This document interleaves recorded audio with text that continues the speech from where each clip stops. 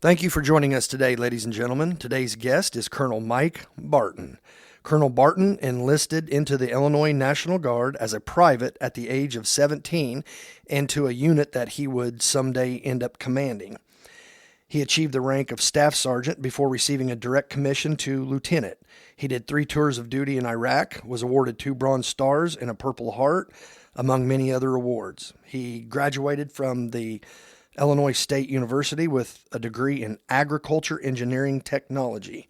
And today we discuss everything from his childhood to his military service to the new emerging threat that the drones present to our current military operations. So thank you for tuning in. God bless and enjoy the show.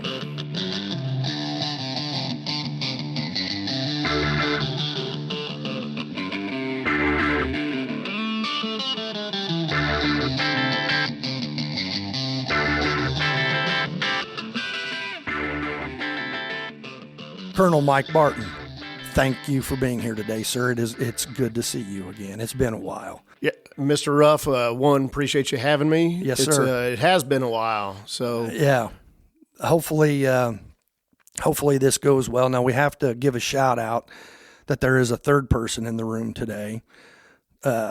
We do have a third party in here.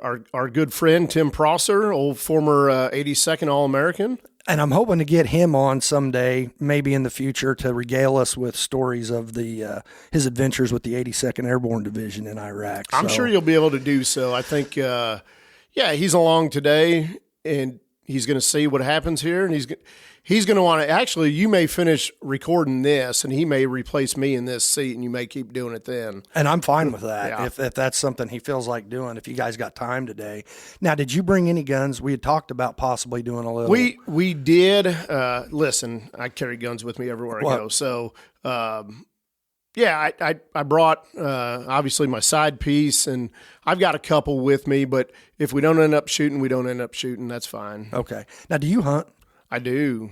Are you small game, big game? So I was always a small game guy. Tim and I were talking about this on the ride. My son, so I've got a 13-year-old son. And, when you live in a rural community, firearm season is an excused absence, right? And so when he sees his buddies during firearm season and they're not in school, he's like, "Hey, Dad, we should hunt."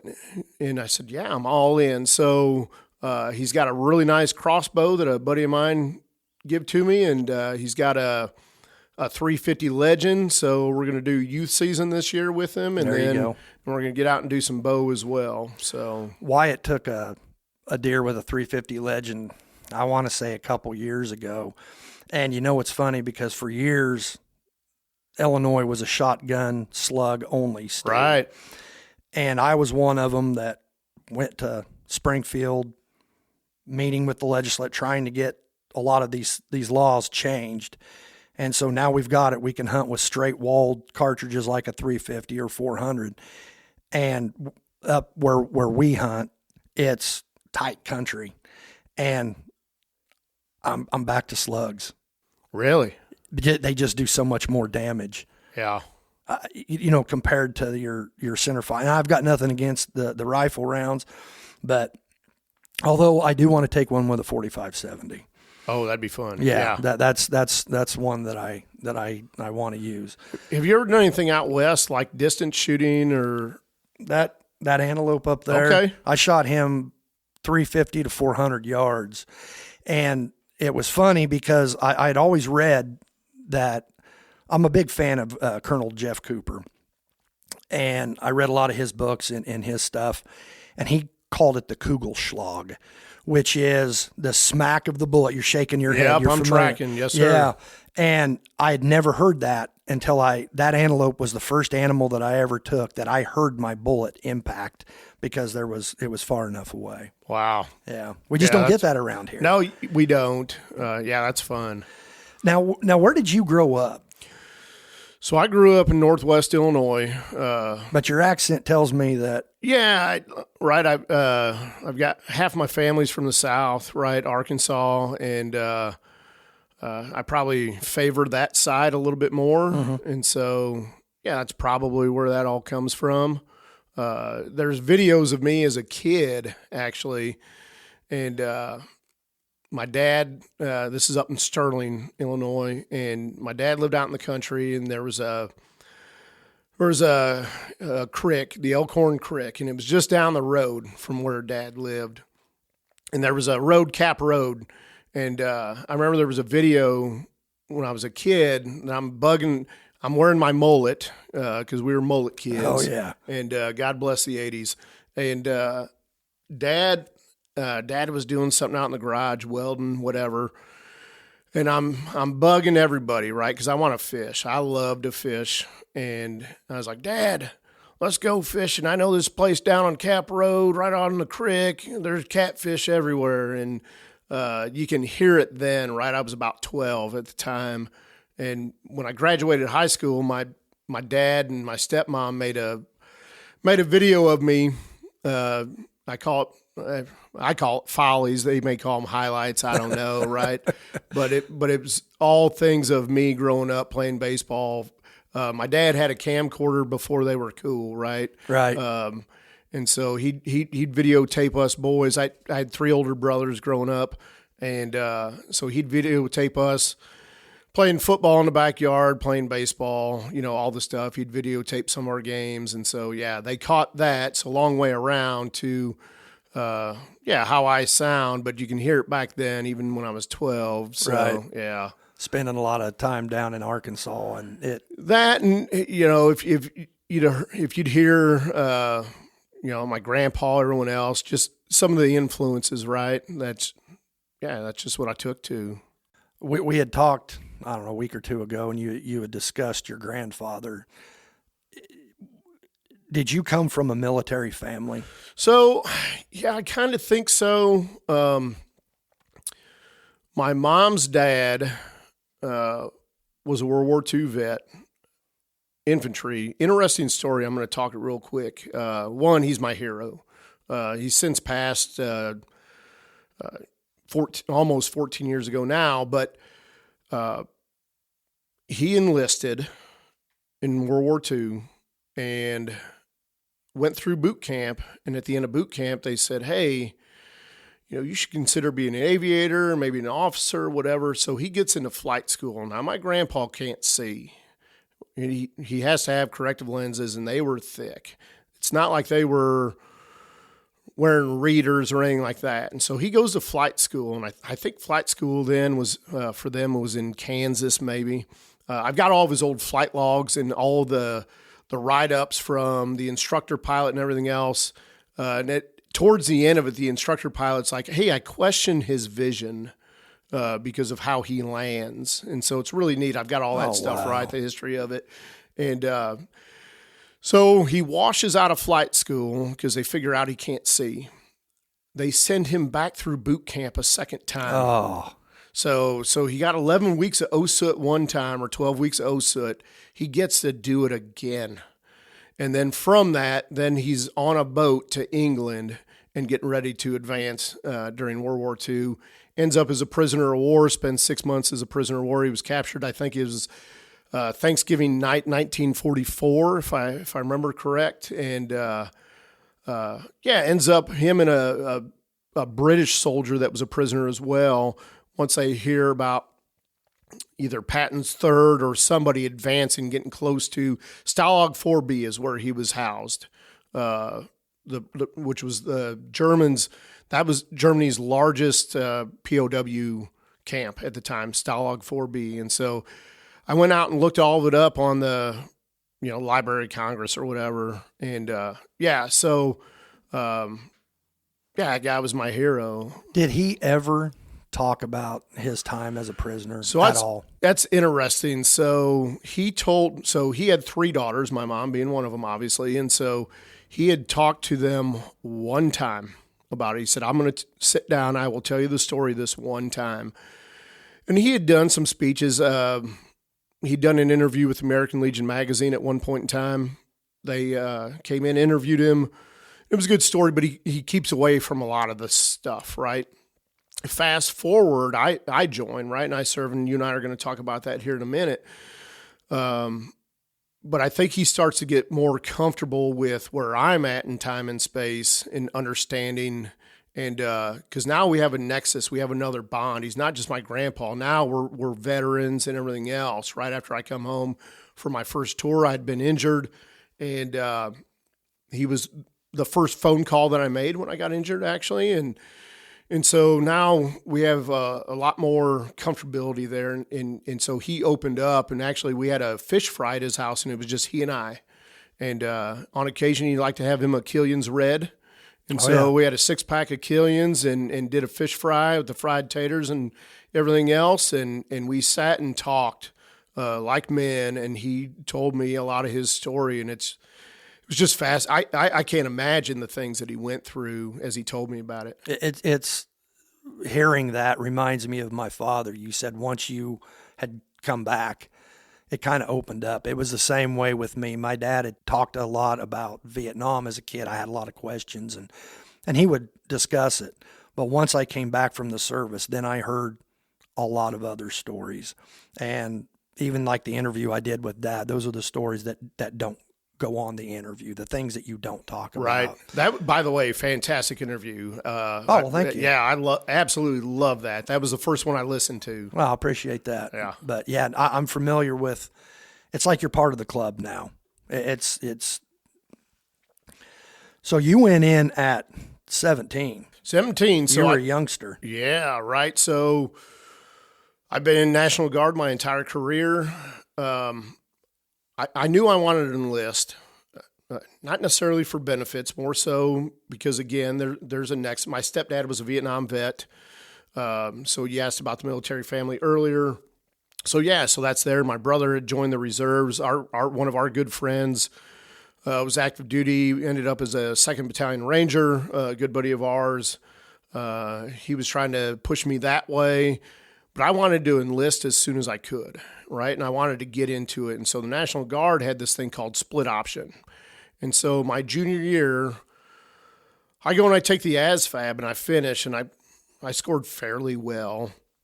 And the recruiter said, he goes, you could do whatever you want to do. And I said, I just want to join. Right. And so in the town next door to us over in Rock Falls is a transportation company. And so I said, well, they got mechanics. I'd already do that kind of stuff. I'm interested in that. Hey, I'll do that and let the Army train me to be a mechanic on their stuff, right? And so, but I took the ASFAB when I was 16, and so the recruiter got really excited. And he's like, hey, this guy's ready to enlist. You can do anything you want to do. Oh, wait, now you're 16. And so he's like, well, hey, we've got your ASFAB. Come see me when you're 17. And so fast forward a couple months, I turned 17. I go back and see him. Takes me up to MEPS on my 17th birthday. They make me take the ASFAB again, which I was like, I already did this thing, but whatever, right? It's the military. Sometimes you can't make sense of certain things, right? Throw common sense out the window sometimes. Correct. And so I do that, right? I do all the physical, and then I get into the last part of it with the doc, and I didn't disclose that I'd had an ulcer when I was like 14, and so they got pretty hyped up about that. So I got to go back home, go to a doctor, get a note, come back 2 weeks later. So I enlisted.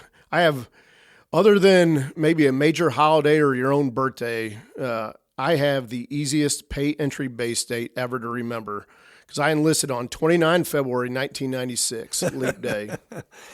That's not hard to forget. Yeah, some people will tell me I've only got 7 years of service, right, based off of that. But that's not quite the case. Now you were, and what was your MOS? It was a 63 Sierra? 63 Sierra heavy wheel vehicle mechanic, and then obviously the Army restructures stuff over time. 63 Sierra heavy wheel vehicle mechanic, and then there was a 63 Bravo light wheeled vehicle mechanic. And then as you progress through the ranks, once you hit the rank of staff sergeant, once you hit E6, you automatically assumed the 63 Bravo MOS. Well, the Army at one point in time said, why are we training people to work on heavy stuff and light stuff that's all wheeled? Why don't we just make one MOS? And so so somewhere around 2002, 2003, somewhere in there, they said, hey, we're just going to do wheeled vehicle mechanics. And so I had made E6 in 2003. So I automatically got the MOS, and then if for other 63 Sierras, they had a 1-week conversion course, and you went in and you tore an engine out of a Humvee, you put it back into the same Humvee. If you got it to start, you were a go at this station, and now you're a 63 Bravo. Now, at the same time, you were also going to college. You were going to Illinois State University. I did. I had zero desire to go to college, but since I had these benefits, why not use them? Sure. Right? And so I thought, I'll be honest, right? So like I said, I went to basic training between my junior and senior year of high school, which was awesome. I was in the best shape of my life for my senior year of football, watching guys throw up on the sidelines. And I'm like, man, what's wrong with these guys? When I came back from basic, I loved the Army experience so much that I had zero intent to go to college. I was going to go active duty, right? And I loved my drill sergeants.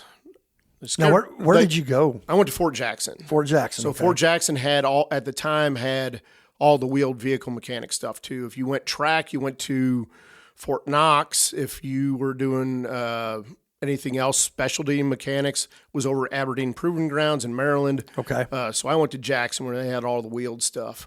And so I came out of there and I was like, I want to go active duty and I want to be a drill sergeant someday. Again, my drill sergeants scared the crap out of me. Right. Rightfully so, right? But I thought they could have all been stand-up comedians. Those guys to me were hilarious. The things that came out of their mouth. It's amazing how funny we had one in particular whenever I went through, same thing. Some of the stuff they say, you just sit there and you're fighting, not laughing. They could be comedians. I think you're right. Yeah, you talk about the fight, not laughing. I couldn't help it. Yeah. I can't help myself. So I'd mentioned I have 3 older brothers, but the next oldest brother, my brother Greg, Greg and I couldn't sit next to each other during certain things because we'd make each other laugh and we could never stop, right? Right. And so when I'd hear something come out of a drill sergeant's mouth, I just couldn't help but laugh. And so I got really good at push-ups. You got smoked a lot, didn't you? I got it a lot, baby. Yeah, Let me tell you. Now, so you do the basic training between your junior and senior year. Yes, sir. Now you got to go back and do AIT. I did. Did that suck? No, I was looking forward to it. Really? The only thing that sucked is I missed out on my last summer of baseball because I loved playing baseball. What was your sport night? Because you're a solid built guy. Well, I'm guessing. I'll tell you this. I'm going to be honest, right? Because someone's going to listen to this, and so I can't buffalo anyone, right? I was okay at football. I could hit pretty hard, I think. At least others told me that. Oh, I believe it. But I think I was a better baseball player, and I just loved the game of baseball. What position did you play in football and baseball? So in football, I was a wing back, Okay. but they used me mostly for blocking because I'm slow. Okay. But I could break tackles, I could catch the ball. I had good hands coming out of the backfield, or at least I think so. But I could block, like I said, I could hit, and so I'm sometimes leading and doing that kind of thing. In baseball, I pitched, I played first base. Mostly I played outfield. I loved to catch. That was my favorite position, but we had a kid that was catcher, and yeah, he was probably a little bit better than me. And so if I was the coach, I'd have probably put him at catcher also. But I was a good secondary if he needed a break on his knees or whatever else. But that was probably my favorite position was catching. Pitching, I was okay. Outfield, I could track down a fly ball, and I guess that's probably what helped. And you got to have a pretty good arm if you're in the outfield. I think baseball was all my brothers played, and they were all good. I learned we played a ton of wiffle ball growing up, a ton. It was one of the I miss that stuff, right? Hot box. Oh my gosh, we had when we was kids. City manager. So my parents, we lived with mom, and down the road, mom lived in town. Down the road, there was a guy named Rich Mays. Rich Mays was the city manager, and so we asked him to get a light put up in the alley in the alleyway because one of our friends had a yard that was perfect for wiffle ball. Of course, you always make up rules too, right? Like, hey, that's kind of a short fence over here. So if you hit it over the fence on a fly, maybe it's only a ground rule double. You got to hit it over the wires, the telephone wires and over the fence for it to be a home run, right? Like you got to really get a hold of one. There's no cheap ones there. Well, he put a light up and then we took shop lights and everything else. We played a night game in our friend's yard once that light went up out in the alleyway. And it was the coolest thing ever. Isn't that cool? Yeah. Yeah. It was a wonderful time. You had mentioned the 80s earlier, and I don't think the younger generations today realize how good it was to grow up in the 80s. It was a great time. Absolutely. It was, I would argue, maybe one of the two best decades in American history, I think. I guess that's subjective. But yeah, no, I would echo that statement too. Yeah. And not just because I grew up, but that is the decade I really started to grow up, right? Towards adulthood. Right. And just the amount of stuff I learned, this country just seemed to be in a different spot then. Culturally, right? we were different. It was everything was positive. That's just what I remember growing up. The idea you can be anything you want to be. This is America. You can do anything. Yeah, that's a great point, Josh. And maybe that's why it resonates so much, right? Because it was. I don't look back and think about any kind of negativity or anything else. And so the music was upbeat, positive. The movies, America was the good guy. We were fighting the Russians. And sitcoms, right? Even sitcoms at the time had there was a moral to each story, exactly. Right? And it was all family based. My wife and I just last week we were talking about. If you remember, and I think this kind of was the later 80s maybe, but you had the Sunday night Disney movie of the week. Yep. And even if you only had 3 TV channels, it was on one of them. I think it started on ABC, maybe finished on NBC, whatever that was. But you had the Disney movie of the week, and it was all supposed to be family-based and everything else. And, it was a good time. Great times. Yep. So now you're in college. Yes. And how was college? What were your experiences there? Boy, the ones you can tell. Right. Our third guest here, he and I were reminiscing about some of that on the drive over here. It was good. Largely, it was a great time. I majored in agriculture, ag engineering technology was my major. I didn't know if I was going to do anything with that, but hey, it was the thing that probably interested me the most. And, so during that time militarily, right, I'm going to my weekend drills, your 2-week annual trainings, that kind of stuff. Towards the tail end of it, I had a friend and his name was Will Higgs. Will was from a farm family, had cattle and raised alfalfa in southwest Kansas. And so Will starts talking to me and he said, hey, he said, you've got cattle feedlot experience, because I'd worked on a cattle feedlot one summer. And he said, you can buy acreage for cheap in southwest Kansas. And he said, there's a huge cattle feedlot out there and they're always looking to outsource and they pay you so much per head per day. And so I built a business model to open up a feedlot or take in the overflow from a feedlot. And there was a place out in southwest Kansas called Grant County Feeders. I believe it's still there today. And so I applied for a job. And so I go out to southwest Kansas. I interview. They called me back and they said, hey, we want you for a job. But simultaneously, while I was out there, I took the time to go meet with some bankers. And so I go out there, I pitch my business model for, hey, here's how I can take in these overflow cattle into my own feedlot. And you could, at the time, I think, out there, you could buy, they called it a quarter, 25 acres. You could buy 25 acres in southwest Kansas of very flat, mostly dirt, right?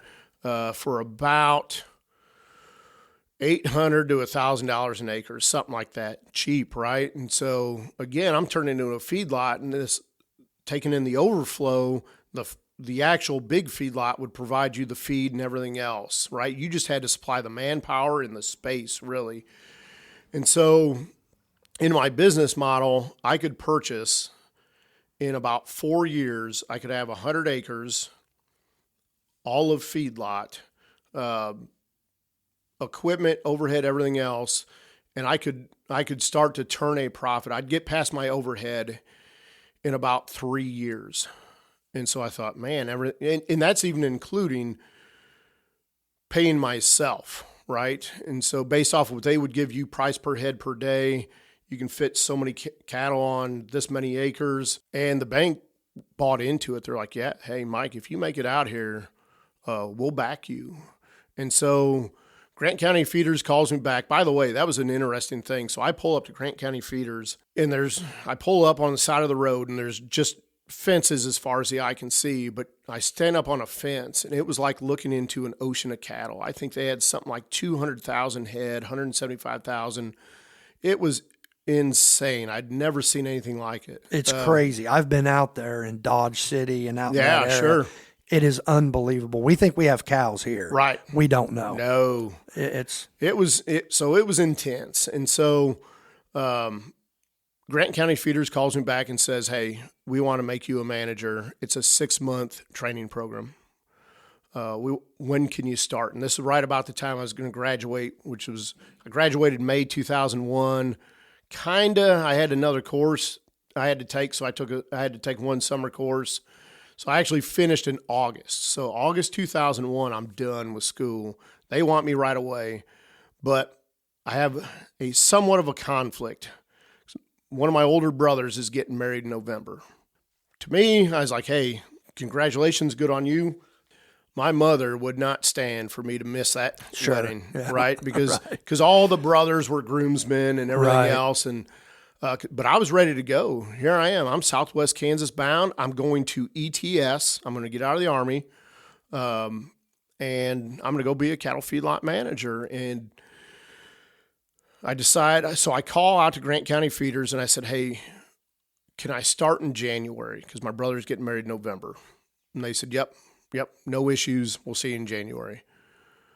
Well, what happens about a month later, right? September 2001. So September 11th hits, and I had went home.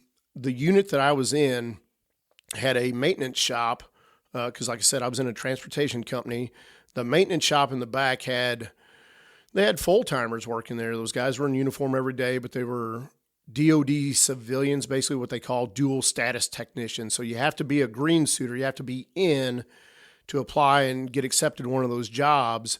Well, they brought me in temporarily, and I thought, well, I'll do this temporarily, and then I'm going to Ulysses, Kansas, to Grant County Feeders. When was your ETS date? So my ETS was February 2002. So my thought was, hey, I stay for my brother's wedding, and then I'm about 90 days from my ETS. I'll turn my gear in at CIF, and then I'm done. And then 9/11 happens, and I'm like, ooh, I don't know that I can walk away from this. Something big's going to happen, right? Sure. And I was like, hey, I think I got to stick around. So I call Grant County Feeders, and I say, sorry, I'm not coming. I re-enlist. And 9/11, early 2003, right? But what else is about to kick off? Iraq. Sure. And February 14th, 2003, so Valentine's Day 2003, my unit gets a mobilization order. Hey, you're going somewhere. And obviously, as a reserve component unit, we got to go train somewhere, get consolidated, train up. Right. And so, that was February 14th. And then within 4 weeks later, I was at Fort McCoy, Wisconsin, training to what we believed was to go to Iraq. And this is in 2003. This is in March of 2003. How hard was that decision to stay in? That had to have been an incredibly difficult, because you had one line that your life is going to follow. You had it set up. I'm going to be a cattle feedlot manager, yeah. And that's what you've always wanted to do. You've Sure. liked working with cattle, and here you go. and then that attack happens, and that had to have been a pivotal moment in your life for sure. Yeah, 100%.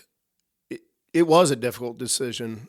However, you think about it and you go, well, you start to look back and you go, well, why did I join? Why am I doing this, right? Like I said, I didn't join. Did I use benefits? Yeah, absolutely I did, but I didn't join necessarily for the benefits at the time. And so out of patriotism, I'm like, man, love of country, right? Something big's going to happen. I trained, we talked about it, right? Like the 80s, right? Like Russia is our enemy. I'm sure when you went to boot camp, right, you probably watched videos of this is your enemy, and it was Russian soldiers training. And I remember Ivan. That's who I trained against. They had these little cutouts with the little Russian with a big red star on his helmet. And it was Ivan. You better watch out. Watch out for Ivan. Yeah, absolutely. I remember the same thing. So thinking about all that, I was like, man, here it is. My grandpa was a World War II vet. I know something's happening, going to come. And so I really like what I do. I love my country. The Army's a pretty good fit for me. I follow directions pretty well, I think. And my mother may disagree with that statement, but I think I follow directions pretty well. It's a good fit. I like, I had just been to PLDC, and explain what PLDC is. So at the time, primary leadership development course, right? So I was an E4. Going to make E5. I'm going to make sergeant, and I got to complete PLDC first. And so that was a lot of fun, and that was right after 9/11, and we watched nothing but patriotic videos, and hey, this is what you're training for, this is what you're getting ready to lead. And yeah, I just felt I had to be a part of that. Sure. Yeah. Yeah. So you scrap the original life goal. Sorry, plan. Kansas, I'm not coming. Yeah. Yeah. And then the 2003 train up. Yep. Or the train up happens. So it happens, but we don't go, right? So without getting into like classified stuff, but essentially my unit was supposed to go in based off of battle plans, if you will, whatever. We were supposed to send all of our stuff to a port in Turkey, and then we were going to enter through northern Iraq and then settle somewhere west of Baghdad is where we were going to be located. Had that come to fruition. Well, as you know, Turkey, hey, we're on board. And then no, hey, guess what? We're not allowing you to use our ports for this thing. So that changed a lot of things in 2003. And so now we're solely using ports in Kuwait. And so my unit gets off-ramped, we come home. So we trained for 76 days and then came home, and you're like, man, what a letdown. Now I'm starting to second guess myself. Oh, I bet. Sure. Right? Like, well, hell. I probably should have just went to Kansas. I'd have been a year into Kansas. I'm done with the management training program, everything else, and life is good. I probably got my little feedlot set up, starting to go. So nothing. And so pretty disappointing. It really was. But everyone kept saying, hey, don't, if there's a need for a mission, you guys are trained up, you could get called up. So that's May of 2003, we come home. Fast forward 11 months, April 2004, boom, my unit gets another notice, hey, you're going to go. Now you got soldiers, especially again, I'm there every day, in uniform every day. But you got all the part-time soldiers like, well, we've done this dance. Right. And they probably had a bit of a negative attitude about the whole thing, I'm guessing. 100%. Yeah. 100%. They're like, well, it's not going to happen. Even the ones that wanted to go, they're like, well, we'll go up and we'll train again, but we're not going. Well, so August of that year, we go and we head back up to Fort McCoy, and again, we have soldiers, like we're there, and we still have soldiers that are like, yeah, it's not going to happen. They're going to send us home. We're going to train for 76 days again, and they're going to send us home. And what rank are you at this time? I'm an E6 now. You're a staff sergeant. Yep, I'm a staff sergeant at this point. So I was a senior mechanic, just underneath my platoon sergeant at that point.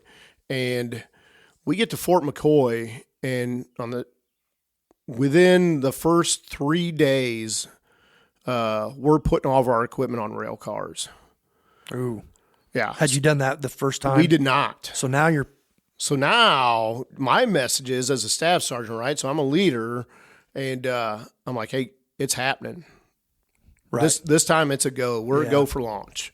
And we knew when the port call was, when the ships were going to pick up our equipment. Everything else, we knew when it left, because it takes about a month to get in a theater, right, or over to the port in Kuwait, through the Suez Canal and everything else, the trip that it makes. And so in that time, we train, and October of that year, we're on an L-1011 out of Volkfield, Wisconsin, which is just south of Fort McCoy. I don't know if you've ever seen an L-1011. I have no idea what it kind of looks like a whale. It's got like a big fin, like the fins facing towards the front of the plane. Neater than heck, okay. but it's gigantic. It's a jumbo plane, about 340 seats, something like that. Wow. I'd never seen anything like it. And apparently Volkfield has an airstrip big enough to land one and take one off. And we hopped on that sucker, and about 18, 20 hours later, we landed in Kuwait City. Now, was that a company-sized element that you went with? It was. Your company? So about 180. Okay. Yeah. And then you land in Kuwait. Yep. We had a short stop we picked up a smaller unit at Fort Drum, New York. So we stopped, landed at Fort Drum, picked them up, and then boom, off we go. One stop in between, and then Kuwait City. When you first get off the bird and you're overseas for the first time, what were your initial thoughts? So you're grinning. Yeah. You get off because you're coming down the stairs. It's not like they pull you up to the jetway or anything else. So you're coming down the stairs, and as soon as I hit that doorway, two things that will always stick out in my mind. One, holy mackerel, it is hot here. Number two, it smells. It stinks. Real? What did it smell like? Well, so Kuwait City, there's so many refineries and everything there, the oil refineries. And so I assume it's that, but it just stinks. It's a different kind of stink. And if I close my eyes and just imagine it, you can still smell it. Yes. Yeah. Yeah. I'll never lose that. Now, were you based out of Kuwait? We were. So, yeah, sorry, go ahead. No, go ahead. The unit we replaced was at a little camp called Navistar. Navistar was on the border of Kuwait and Iraq. Okay. And when you cross the border from Kuwait and Iraq, you went to a little town called Safwan. And Navistar was basically just across the border from Safwan.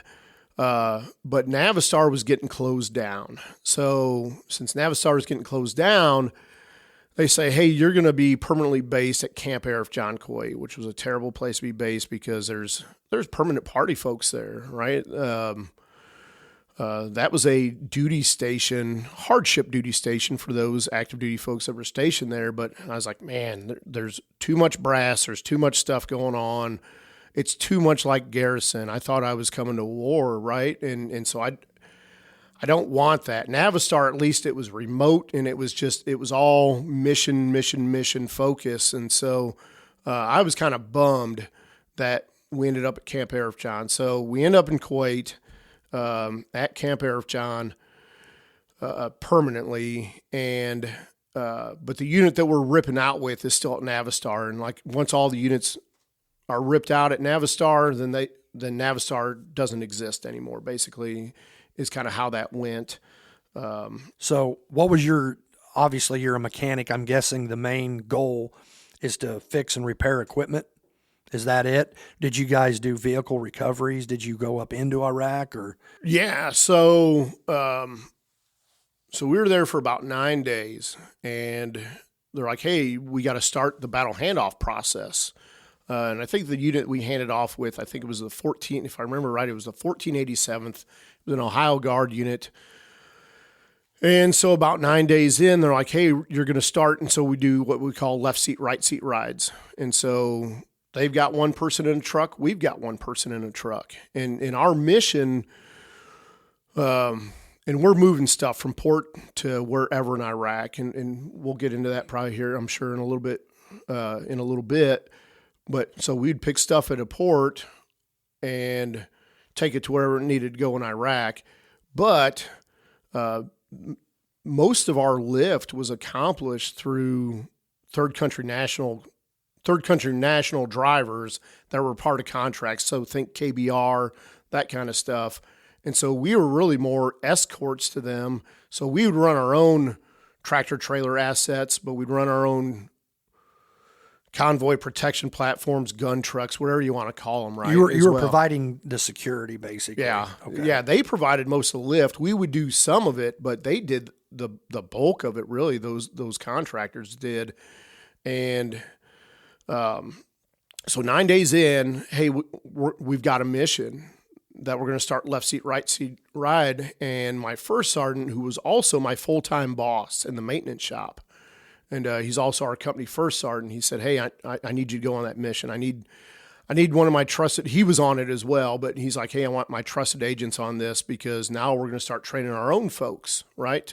Sure. And as we go. And so I was part of the lucky 9, as we called them, the first 9 folks out of our company to go across the border and get on a mission. And so we go up to Navistar, link up with the unit that we're replacing, do our mission intel briefs, threat briefs, all the things. Hey, we're starting here, going to here, right?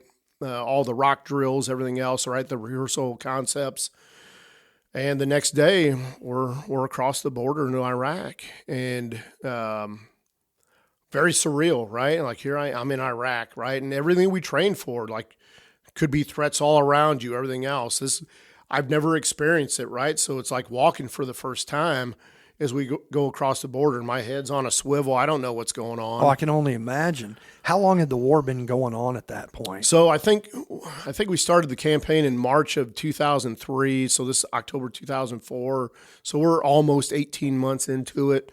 And it was rocking pretty well then. It was. And so if you remember, right, the fall of Baghdad, I think it was May of 2003. And that's when, if I remember correctly, I think President Bush at the time said, hey, we've ended combat operations. Well, yeah, that wasn't necessarily the case, Josh, Right. let me tell you. And so it was like the Wild West in October of 2004. And a lot of 2004 was like the Wild West. So we go in, right? So we make it through the mission the first day. We make it about halfway to our destination, and they had, there's little camps or FOBs, forward operating bases along the way. And there was a convoy support center called Scania. And so we stopped there, stage all our stuff, and we slept on the trucks, right? So if you wanted to put out a cot, you put out a cot next to your truck, you slept on it, and do your mission brief the next morning or night, and off you go. And so day 2, and I think I told you about this when we were on the phone, right? So here I am on my second day of mission in Iraq. And we get just to the northwest side of Baghdad. And for folks that have been there or know it or heard the routes, right? Like main supply route, MSR Tampa was a main route all from southern to northern Iraq. And there were multiple routes in and around Baghdad, but we were running what they called the central route that day. So the central route went Tampa to ASR Sword, which was very notorious for contact, to ASR Vernon, back onto MSR Tampa. And so we hit Sword and we take contact, and we're getting peppered from both sides of the road, small arms fire. Okay.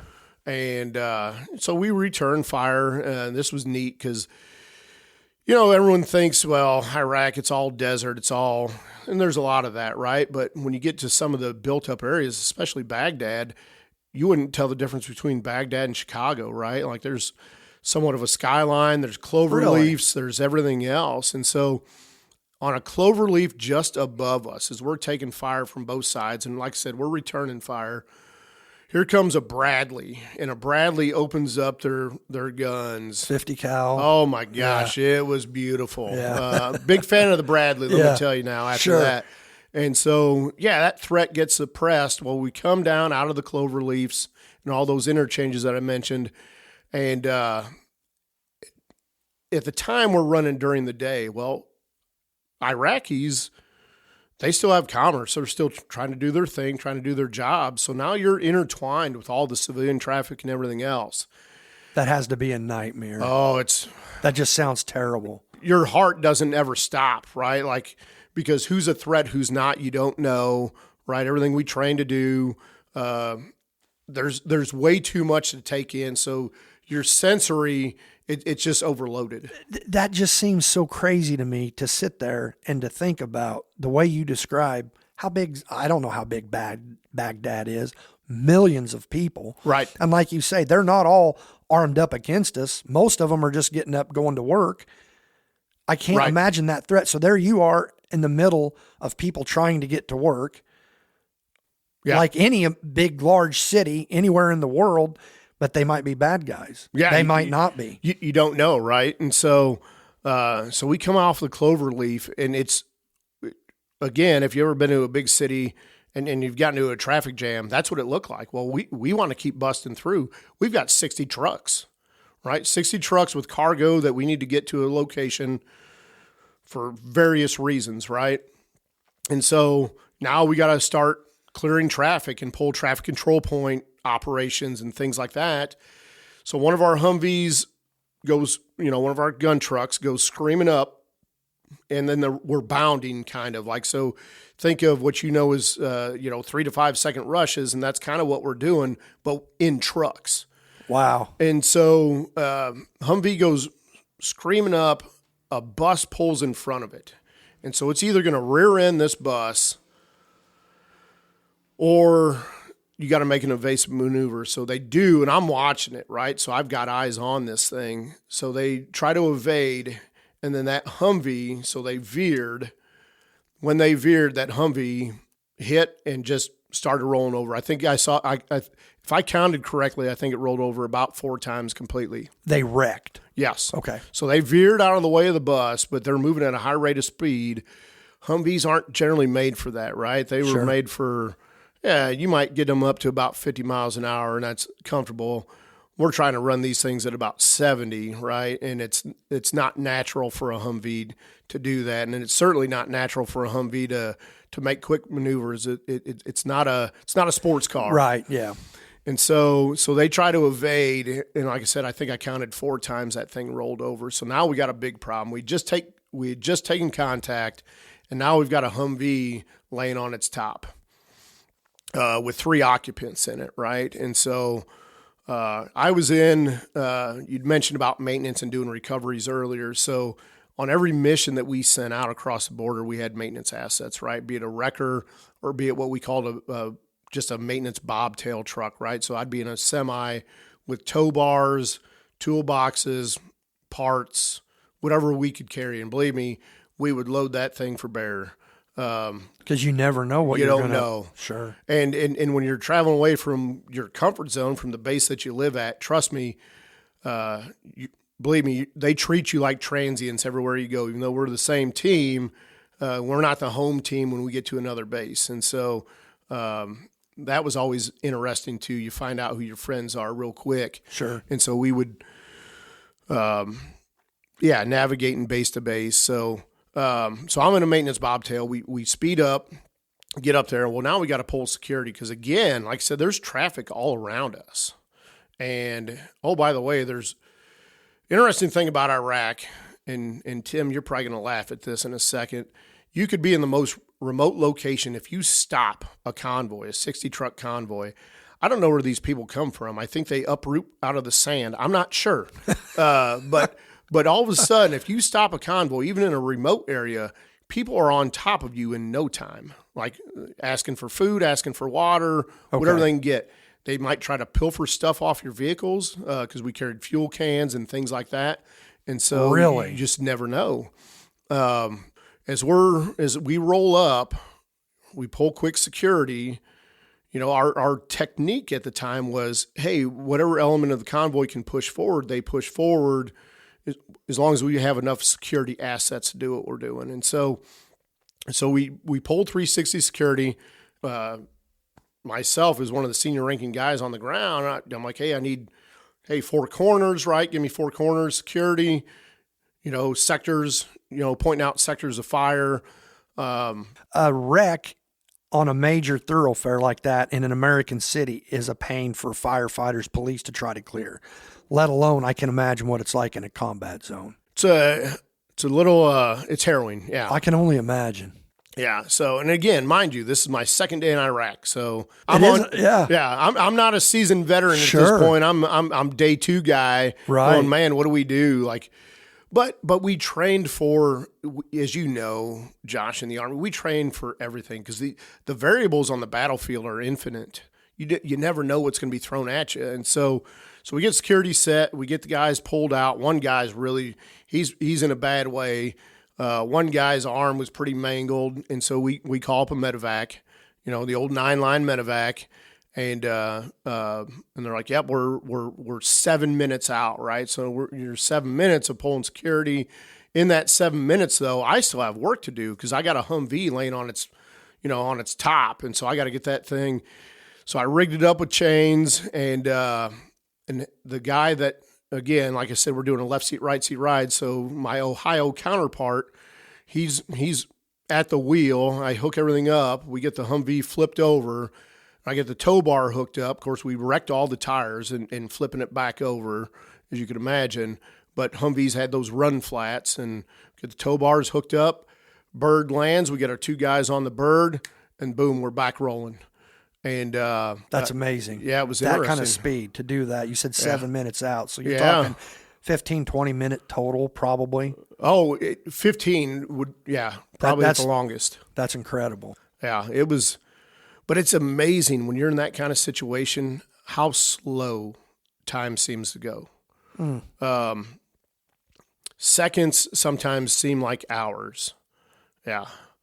I don't know when you want to get into it here, but obviously, I had another incident later on in the tour where I'll kind of talk about how seconds seem like hours when I go ahead. However, so we do our thing. We keep rolling through the mission, right? Month in, month out. What was your biggest threat? Was it IEDs at that point? Had they come in? Yeah. And boy, just the techniques, right? So I think when we first got there, everything was command detonated. So wire. So you're looking for wires, run into, say, a pothole, whatever. Then they got a little more sophisticated with the remote detonations, right? I'm gonna tape a cell phone to a wire pack, and all I got to do is call that cell phone, and then that initiates the det kind of thing. And then small arms fire a lot. I'm guessing would accompany that sometimes. Yeah, and so as I mentioned, right, we escorted third country nationals, contractors. Well, our vehicles were up armored. Theirs weren't. And so small arms fire was a threat to us. And we did lose third country nationals. We took casualties with them, and it was hard to get. And again, when I talked about being a transient, right, and you're, if I went from Kuwait to, say, Fob Spiker, which is Tikrit outside of Saddam's hometown, I would travel through about 32, 36 different battle space owners. And so as you're moving along the highway, every time when I say battle space owners, right, like, hey, this unit owns from this checkpoint to this checkpoint, and you have to check in with those battle space owners as you traverse their battle space. And so there's a lot on the communication side and everything else that we had to do. It was pretty interesting on that side of it. How, from Kuwait to Baghdad, how long would it take you?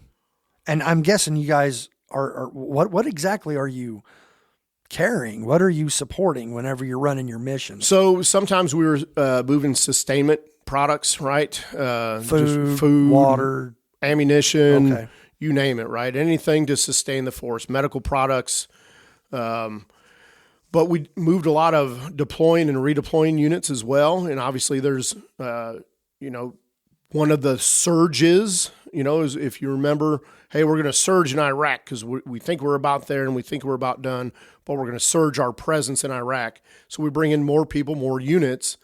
And so we'd move a lot of deploying and redeploying units in and out of the port to wherever they were going in Iraq. Didn't matter. And how long would it take you to get to Baghdad from Kuwait? Would you guess? It was about a 2-day run. Okay. And so if we'd load up at the port in Kuwait, and then we'd go stage in northern Kuwait, either at Navistar, like I mentioned in the past. There were a couple other camps up there, Buring.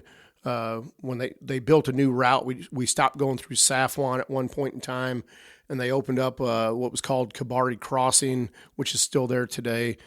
And, and then we'd roll through there and enter into Iraq through one of those points, and then usually make one stop on the way to Baghdad.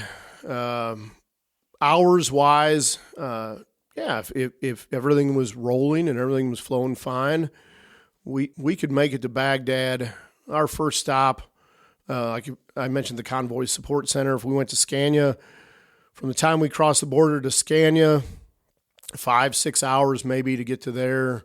But sometimes you move into slow-moving traffic.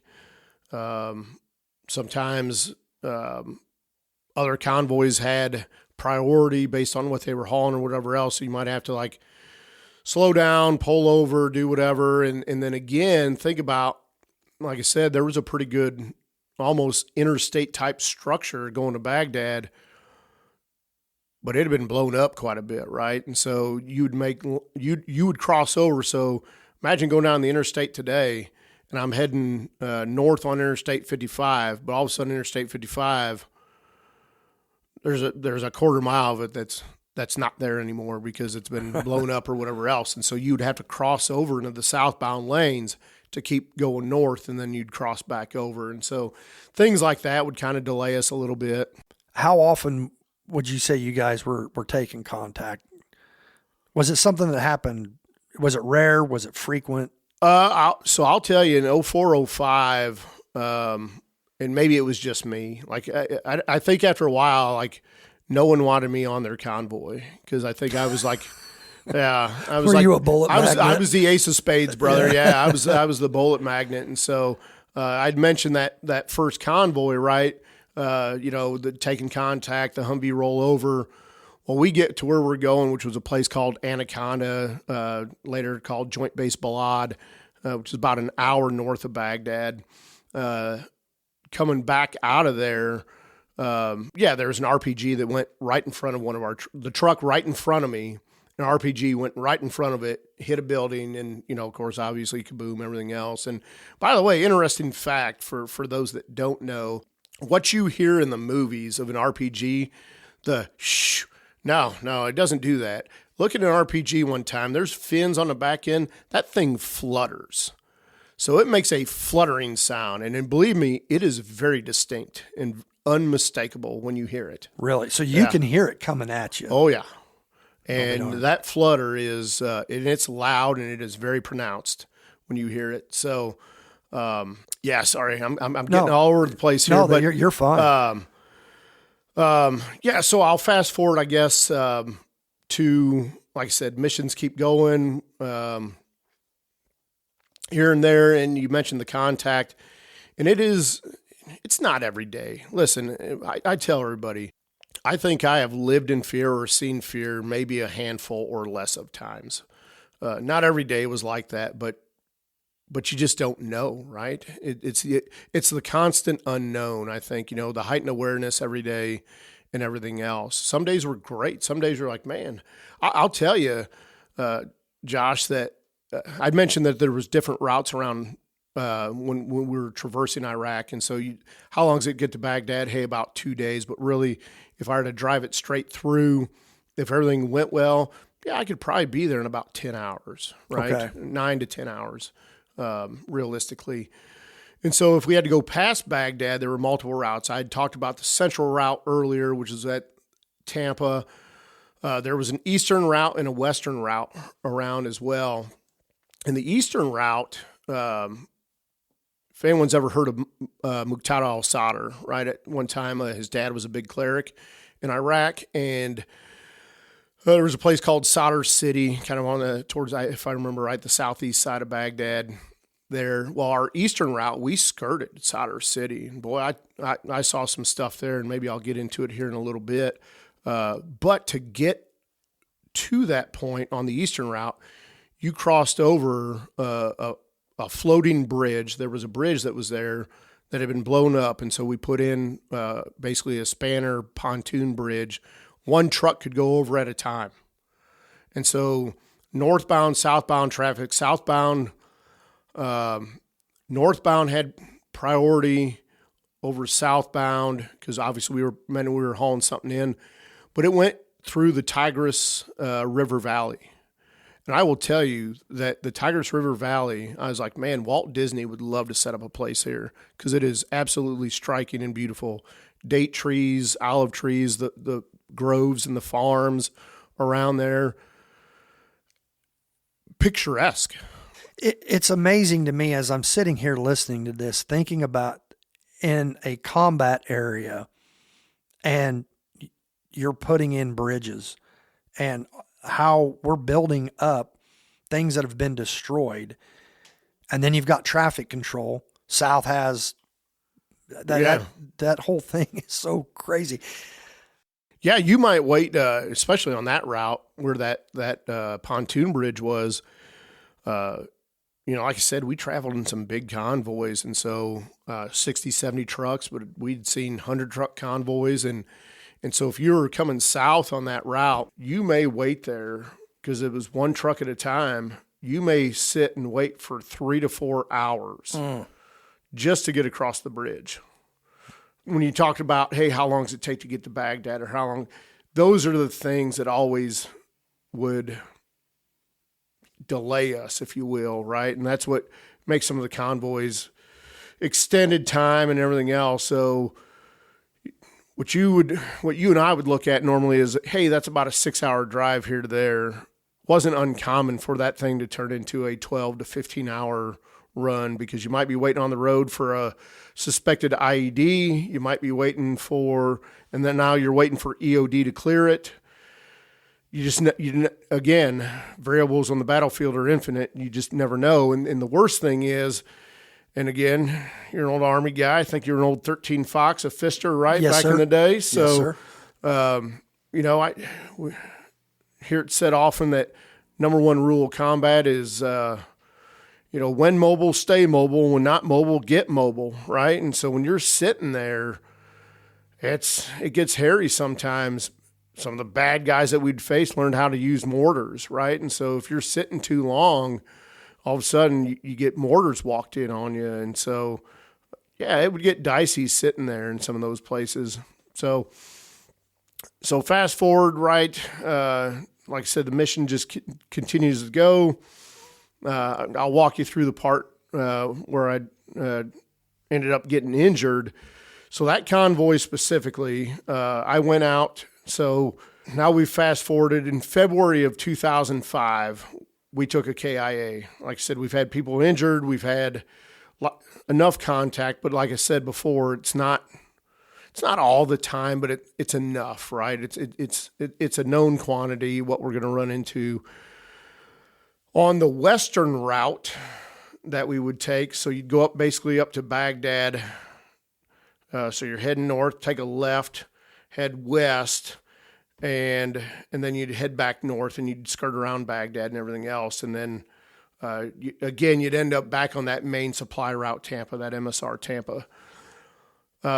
That particular night, I think we pulled out of the convoy support center, headed up, and we're moving, doing our thing.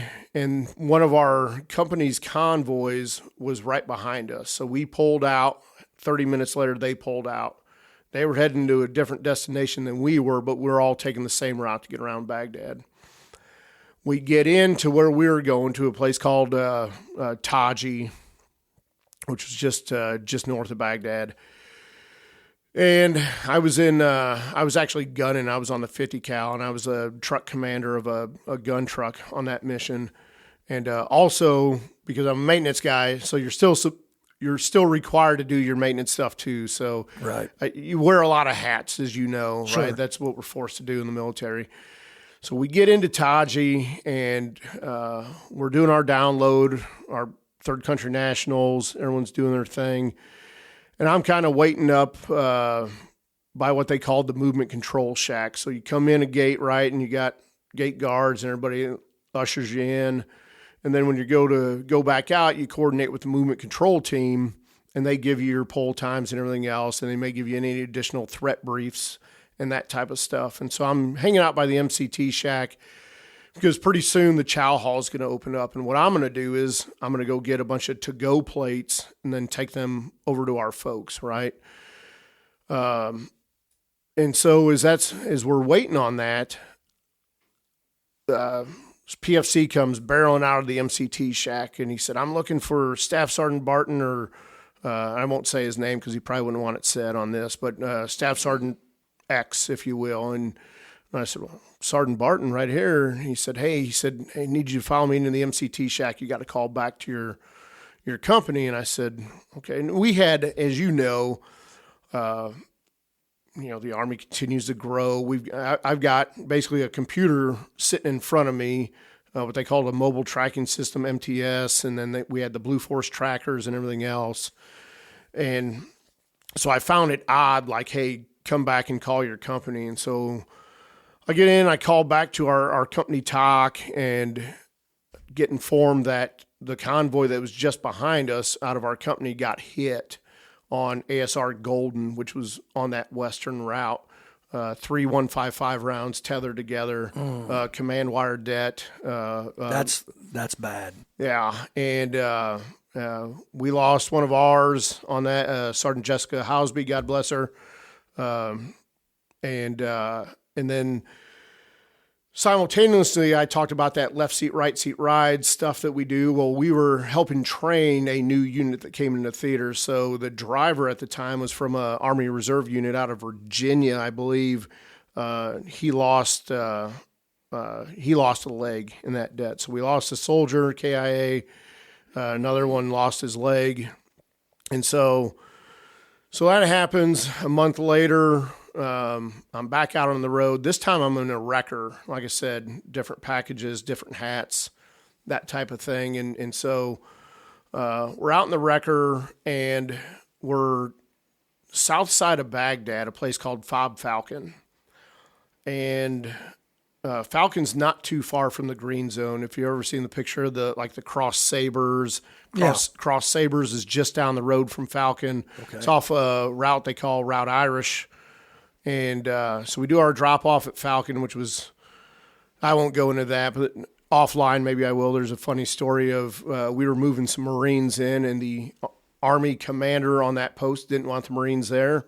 Oh, and yeah. so, Inter-service rivalry. Yeah, and so getting them unloaded became a trick, if you will. But so we get them offloaded. And the central, like I mentioned, right, we've got the different routes that we take, the 3 different routes. Well, the central route is closed down. And so we got to go the eastern route on the south side of Baghdad. And some of the folks that were with us as escorts, because we have our own gun trucks too, I'd never been down that route. None of our folks had. And so they're like, hey, this is the way you're going. Well, we get lost, essentially. And being lost in Baghdad is not a good thing. And so when you start to see commerce happening on the street, and then we get turned around because we realize we're lost. And then all those vendors and everything else, lights that were on and everything else are now shut off, and no one else is on the streets. It's not a good sign, right? And so we get turned around.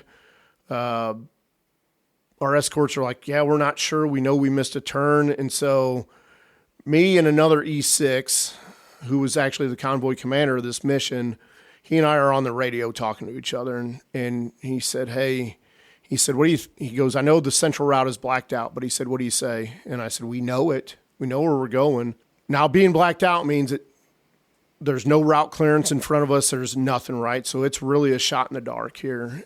But you're going through Indian country. Yeah, right. And so we said, yep, you know what? That's it. Go back to the central route, and we're taking it. And so, by the way, it's pouring down rain. Yeah. and there's not usually a ton of rain. There's about a month, it seems like, out of the year that they may get some sporadic rains. And it's pouring. It's pouring to beat the band, and it has been for days. So everything's slick, and that moon dust over there where it's not sand. You got moon dust, which is kind of like a clay sand mix, and it's slick. It's not good on anything. So we go and we hit the central route. And I'd mentioned before, sometimes we had crossovers, right? So this part is, like I said, multiple bridges blown up, and so we have spanner bridges. And so as you get close to, I was just not far outside of Taji that I mentioned earlier. There was a spanner bridge that we had set up. So again, not far, basically right on what you would consider like an interstate type thing. So think about going over an overpass type thing or a bridge on the interstate. Well, it had been blown, and so Army engineers in place a spanner bridge, but you have to cross lanes to get to it, right? Because it's in the southbound. And so we cross from the northbound to the southbound. We hit the spanner bridge, go across it. Now we're going to cross back into the northbound lanes in what we call Charlie Mike, right? We're going to continue mission. Here we go. One of our third country nationals hits that. Again, it's rainy, it's slick, hits moon dust, does it a little too fast. And by the way, it's a blacked out route, so traffic is really moving, right, just here on the northwest side of Baghdad. And he gets out of control, runs off the road, jackknifes, everything else. And so, as I mentioned before, our technique was most of the convoy would they'd push on and maybe go up half mile or so, and then pull their perimeter security. And now I'm boots on ground because we got to get this guy unstuck. And again, you're working on non-standard equipment because they're running civilian rigs like I think they were Volvo trucks, maybe something like that. But trying to get him unstuck because he got off the road, kind of down into a ditch, and he's completely jackknifed. Busted the air hoses that go to the trailer. So luckily I'm in a wrecker, so I've got some air hoses. I run 2 splices to it. But we've got traffic everywhere. And I've got myself, my wrecker, and one Humvee with a 50 cal mounted. That's it for security. And I've got 4 third country national trucks there. And so I get on the radio and I was like, hey, I could use some help back here because I'm getting a little bit nervous. We're on a route that we're not even supposed to be on because it's blacked out, and we're getting encircled and quickly. And I start to see a couple vehicles, and I see them multiple times. So it's almost like they're starting to circle us, right? Like buzzards circle before they, and I was like, man, this is bad. And there was a little white pickup truck and a blue, about a mid-70s Chevy Nova, actually, believe it or not. But because it stuck out in my mind, but I see him routinely, and he's moving around, and I see him going back and forth. And finally, I'm trying to get this truck unstuck. I'm rigging chains, doing whatever. Like I said, I'd repaired the air hoses, and we're just getting ready because I tried to drive it out, and I couldn't drive that truck out because I hopped in that truck and nothing. And so I get it rigged up, and I've got it hooked up to the Hemet wrecker, and we're just going to pull it. And I know we can get it pulled out. And I'm getting ready to give the thumbs up to my driver to go, and I hear a click. All I heard was a clicking sound, and I'm looking. And again, like I said, there's only about 4 green suiters back there at the time, so it's pretty dicey. And I'm carrying a 240, by the way. Explain what a 240 is. Yeah, so the 240, it's a squad automatic weapon, right? It's chambered in 5.56. Fully automatic. Fully auto. You can get some lead down range real quick, right? 200 round drum, 250 round drum. And I hear the click, and I kind of look, and I'm at the back end of the wrecker, right by where the hook is, basically on the wrecker, where you hook most stuff up. But like I said, I've got chains rigged. And after I heard that click, and I looked, and I'm looking back at my security guys, and again, they're trained towards the rear because they're providing rear security. I've got nothing to the front, by the way. My driver is in the Hemet wrecker is my security guy to the front, just his eyes. And we've got internal radios too. So if there's something, like I let him know, I was like, hey, let me know, Quimby, if you see something, holler it out. I'm boots on ground. We got it. About a couple seconds after that click, maybe more than a couple seconds, ba-boom, right? Giant explosion. And I'll tell you that it was close and way too close. But all of a sudden, I was like, ooh, I feel heat. I feel heat on the left side of my body. And then I reach up underneath my helmet, and I was like, because I felt some there too. And when I pulled my hand back, I pulled back a handful of blood. And I was like, ooh, I've been hit by something, right? Whatever the explosion was, probably a grenade, homemade explosive, whatever, right? And so I was like, well, this isn't good. Well, about that time, when I had called and I said, hey, I could use some more help back here, that blue car is still roaming around. That white truck, and I'll get to it in a second, is still there.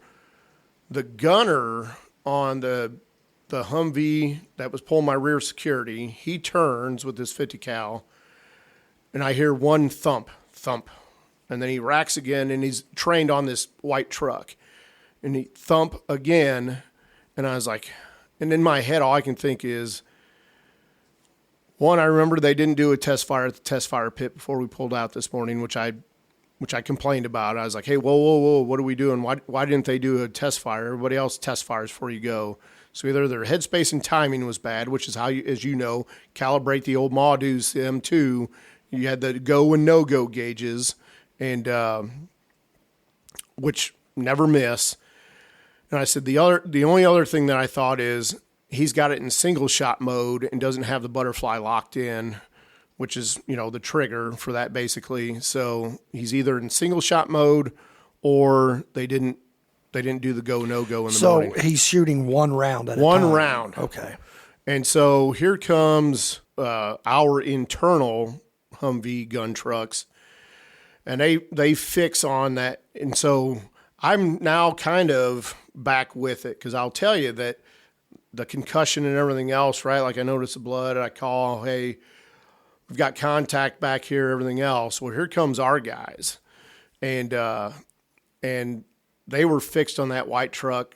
And so basically I'll just say we eliminated that threat.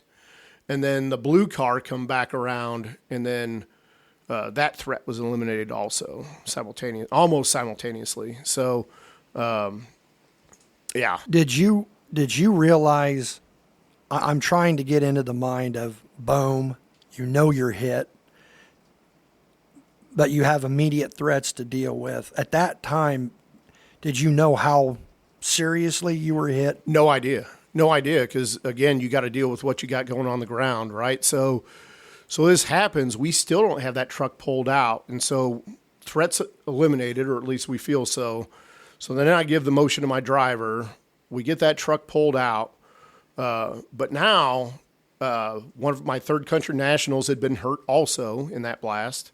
Again, like I said, people, when you're stopped, people just kind of, they uproot out of nowhere and start coming around because they want water, they want food, they want whatever.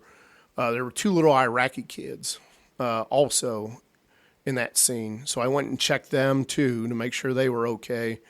Pulled the truck out. I actually had to hop into the truck, motion into the wrecker, and we're trying to pull this truck out, and it's not going. So I had to get in, put that truck in gear, and then get it spooling. By the way, I've got a third country national who's just losing his mind. And by the way, there's quite the language barrier there as well. Sure. And so, what a mess. Yeah, it was. So we get the truck up, back on the hardball. I get the chains unhooked, toss them up on top of the Hemet, and And now we're rolling because the rest of the convoy is about a mile up the road. And I'll say this. I don't know that that's a near-death experience, right? So now I'm in the truck. By the way, I'm a non-smoker. My driver was a smoker. I think I smoked 2 cigarettes simultaneously because I was like, give me one of them cowboy killers, right? And oh, by the way, there was a threat up ahead, so we're rolling. And I'm trained out the window with, again, I'm carrying the saw, and we had a threat up the road, dealt with it, and then we catch up to the rest of the convoy, and then now like my driver looks at me, and he's kind of freaked out a little bit, and he's like, "Hey, Sergeant B, he said, "Oh my gosh," he said, "you should see the side of your face," and I said, I can't. I'm not going to look in a mirror, but, they give you your individual first aid pouch, right? So all I did was I took that thing out, stuffed it underneath my helmet, and just left it in place for my head. My arm and my side, it wasn't bad. I mean, they were mostly scrapes. Superficial wounds. And obviously head wounds bleed bad anyways, right? But you hear people say a lot of times, and again, like I said, I don't classify this as a near-death experience. And I talked about earlier that sometimes seconds feel like hours. I don't know exactly how many minutes we were on the ground doing that, but when I told you about the rollover, and within 15 minutes we were gone, medevac, Humvee rolled over, tow bars hooked up, everything else, because it becomes muscle memory. We weren't on the ground there very long either. But it felt like I had been there for days trying to get through this. Mm-hmm. And as we're driving, after the next threat up the road we eliminated, it was the weirdest thing. And I don't know how to point to it, but and I tell my next oldest brother, my brother Greg, he's heard this story a couple times, but I said, it felt like, and in my mind, so I've got one eye trained out the window, and again, still looking for threats because we just dealt with another one too. Right. And I said, but in the other eye, it felt like I watched my life play out from the time I was a kid to where I was right now in time and space, just north of Baghdad, Iraq. And it kept, as it would go through, again, things that were very vivid to me as a child growing up, whatever else. It kept parking on one moment. It was a moment of me and my brother playing catch with baseball out in the pasture at the old out by the old farmhouse where my dad used to live, and it was surreal, right? Like I can't explain it. You hear a lot of veterans or people that are in near-death experiences. You hear that a lot, that they will have their life played out before them, and that is. To experience something like that just has to be. How do you? There's no really probably any way to truly explain that. Yeah, it was surreal, and I remember. So we get to our final destination was about 45 minutes up the road. So we finally get there. I talked about traffic flow, right? So sometimes you may wait outside the gate of a base that you're going into, because generally southbound traffic, had priority coming out because you're already there. So you're coming into a semi-secure area. So southbound traffic had priority coming out, where there were 3 convoys waiting to come out. So we sat on the road forever. And someone comes over the radio and says, "Hey, there's an ambulance waiting up here." They're like, "Hey, Barton, how are you?" And I'm like, I feel fine, right? So I must be okay. And so they're like, "Hey, Barton, if you can get up here, like you can just walk in the gate and get in with the medics, and they're going to haul you off to what they called the CASH, the Combat Support Hospital." So I'm like, "Well, I'm the truck commander of this truck." And they're like, "Yeah, we're already at the gate. Don't worry about it. Be fine. If you can get up here, get up here." So I get up there. Long story short, they take me into the CASH. They treat me, patch me up, and life is good-ish. Yeah. Yeah, ish. When you realized that they weren't life-threatening injuries, was that? I mean, this stupid question had to be a relief. Oh, yeah, because absolutely. you had no clue. No really clue. walking in I there. didn't. I'll be honest. I didn't want to know. Right. Sure. Because I was like I said, I took my individual first aid pouch and unwrapped my gauze, and it's the same stuff that you grew up with and you grew up with over there of, the green bandage, right? And I just took the gauze side of it, stuffed it underneath my helmet and everything else. But I figured I was okay because I didn't feel faint. I wasn't losing consciousness or anything. How was the concussion? As far as ringing your bell.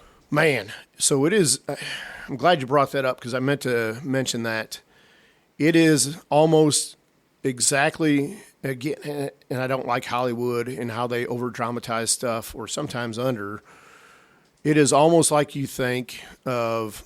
I'll give you an example. Have you ever seen the movie Saving Private Ryan? Yes. Right? And some of the explosions there on the beach, and it sounds like a bell ringing and everything else, and people are yelling at you in the face, but like you don't hear anything. Right. That's exactly what it was. It was almost to a T, exactly like that. All I heard was ringing for probably the next 15 minutes, and I had a heck of a concussion. I'll be honest, for 3 weeks. So turns out, we get in, the cash treats me. We get into our hooch. Like I said, we live like transients. When we were on the road all the time, or when we'd be on the road going from base to base to base, I used to tell people it's like being a hobo minus a shopping cart, right? Like that was the only thing I was missing. We didn't, normally we would pull within 12 to 24 hours getting into a place, right? Enough time to sleep, get something to eat, maybe some, your personal hygiene, whatever. We didn't pull the next night because I was concussed bad enough, and so we waited and pulled about 2 days later, I think, is when we finally pulled back out from that. And that was that towards the end of your first tour? No, so that was March. So I talked about the February mission with the KIA and everything else. This was the next month. Okay. I think. Boy, I should know this. You'd think that people would remember significant dates, right? I do remember my anniversary, 1/10/9. You're welcome, Kelly. I think it was about March. It was March 12th, I believe, March 11th or 12th when that happened. And so we still had about another 7 months to go. So this is still on the first half of the tour, right? And so it's interesting. And I'm sure anytime when we talk about casualties being wounded, KI, right? The military has notification procedures. So when you're wounded, you are the one that makes the notification to home. And I was trying to refuse this, right? I was like, I'm not calling home. And I'm in this combat support hospital, and it looks like MASH, by the way. If you ever seen the show MASH, yeah, that's exactly what MASH was a combat support hospital. But it looks just like it, right? I was like, oh my gosh, we still look like we're back in the 50s here. So I'm forced. I have I don't even remember what rank he was. Some officer basically standing over me. So I'm treated and released back to my unit. Again, I'm one of the senior guys on the ground as an E6, because when you went out on the road, you didn't go as a company, right? We'd have 14 of our folks with us on the road. And so I've got this officer from the combat support hospital, and he's standing over me, and he's like, you got to make a call home. And I was like, well, how do I do that?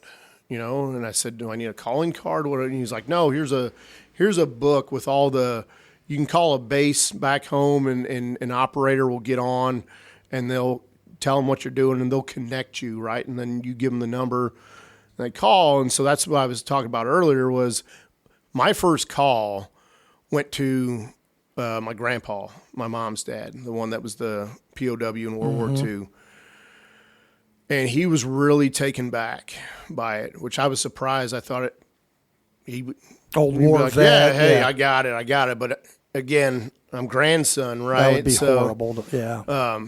But I called him semi-strategically because I have to call my parents too. So my dad and my stepmom they were leaving that day for Mexico on a trip. I called them, let them know. And then the last person I called was my mom because my mom was at work at the bank. And I think it's obviously before mom retired, but I think she was the vice president at the bank at that point. And so now I call the bank, I get the bank operator, and I said, hey, I need to, speak to my mom. I won't give her name. She'd probably slap me if I did. And they're like, oh, she's with a customer. And I said, hey, and I knew everybody at the bank. The nice thing about that was you knew everybody, right? Sure. And I can't remember who it was that had answered, but I said, hey, this is Michael. And I said, I really need to talk to mom. Okay, yeah, we'll get the customer out of her office. And so then they patch me through, and then I have to give mom the news. And let me tell you, brother, that had to have been. It was an awful phone call, yeah. Gosh. And obviously, I don't know if she had dropped the phone, but you just hear her heart melt, over the phone. But the reason I'd called Grandpa was because I told him I got to call mom. And when I call mom, she's probably going home, right? So it'd be great if somebody is there for her. And that's exactly how that played out. Well, and you have to also think, I'm trying to put my mind into their perspective. All they know is their son was wounded. And then is he not telling us? Because I'm sure you're like, hey, I'm fine. I'm fine. Yeah, right. I'm fine. 100%. But is he really fine? Right. And then they know you're still got several months left on your deployment right. and you're not coming home. Yeah. Yeah, that was, I can't imagine, right? But I think you're spot on there. And you're right. That's exactly what I said. Hey, don't worry about me. I'm fine. Life is good. Be back on the road in a couple days. I know you don't want to hear that, but yeah. After that, for the rest of that deployment or even subsequent deployments, that would have to give you a heightened sense of awareness. It would have to give you, I don't know what the proper word is, but did you find yourself being more cautious or more nervous about doing your job? Or did you just try to put that out of your mind and I'm here, I've got to do it? I don't know. I wouldn't say nervous, but heightened awareness for sure, right? Cautious, definitely. Making sure you're very methodical with everything you do, right? There's a reason why we wear our uniforms a certain way, why we do things a certain way, right? Because it becomes muscle memory and everything else. And what I'll say is, again, I told you about my second day in Iraq, so I already knew this was real, right? And so moving forward from that, I'd say if anything else, because even while you're deployed, you're still training, right? Everything you do, come off a mission, you do an after actions review, you do your AAR, right?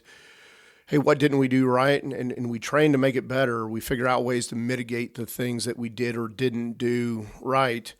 And what I'll say is, yeah, it put a lot of things in perspective of, I could go back in AAR just that day, right? And, one, don't take the route that you're not supposed to take, right? It was a blacked out route. We could have went back to Fob Falcon, and even though they wouldn't have wanted us there, we could have reset, maybe stopped, took a look at a map, done a better map recon, everything else, and then reset and then went, right?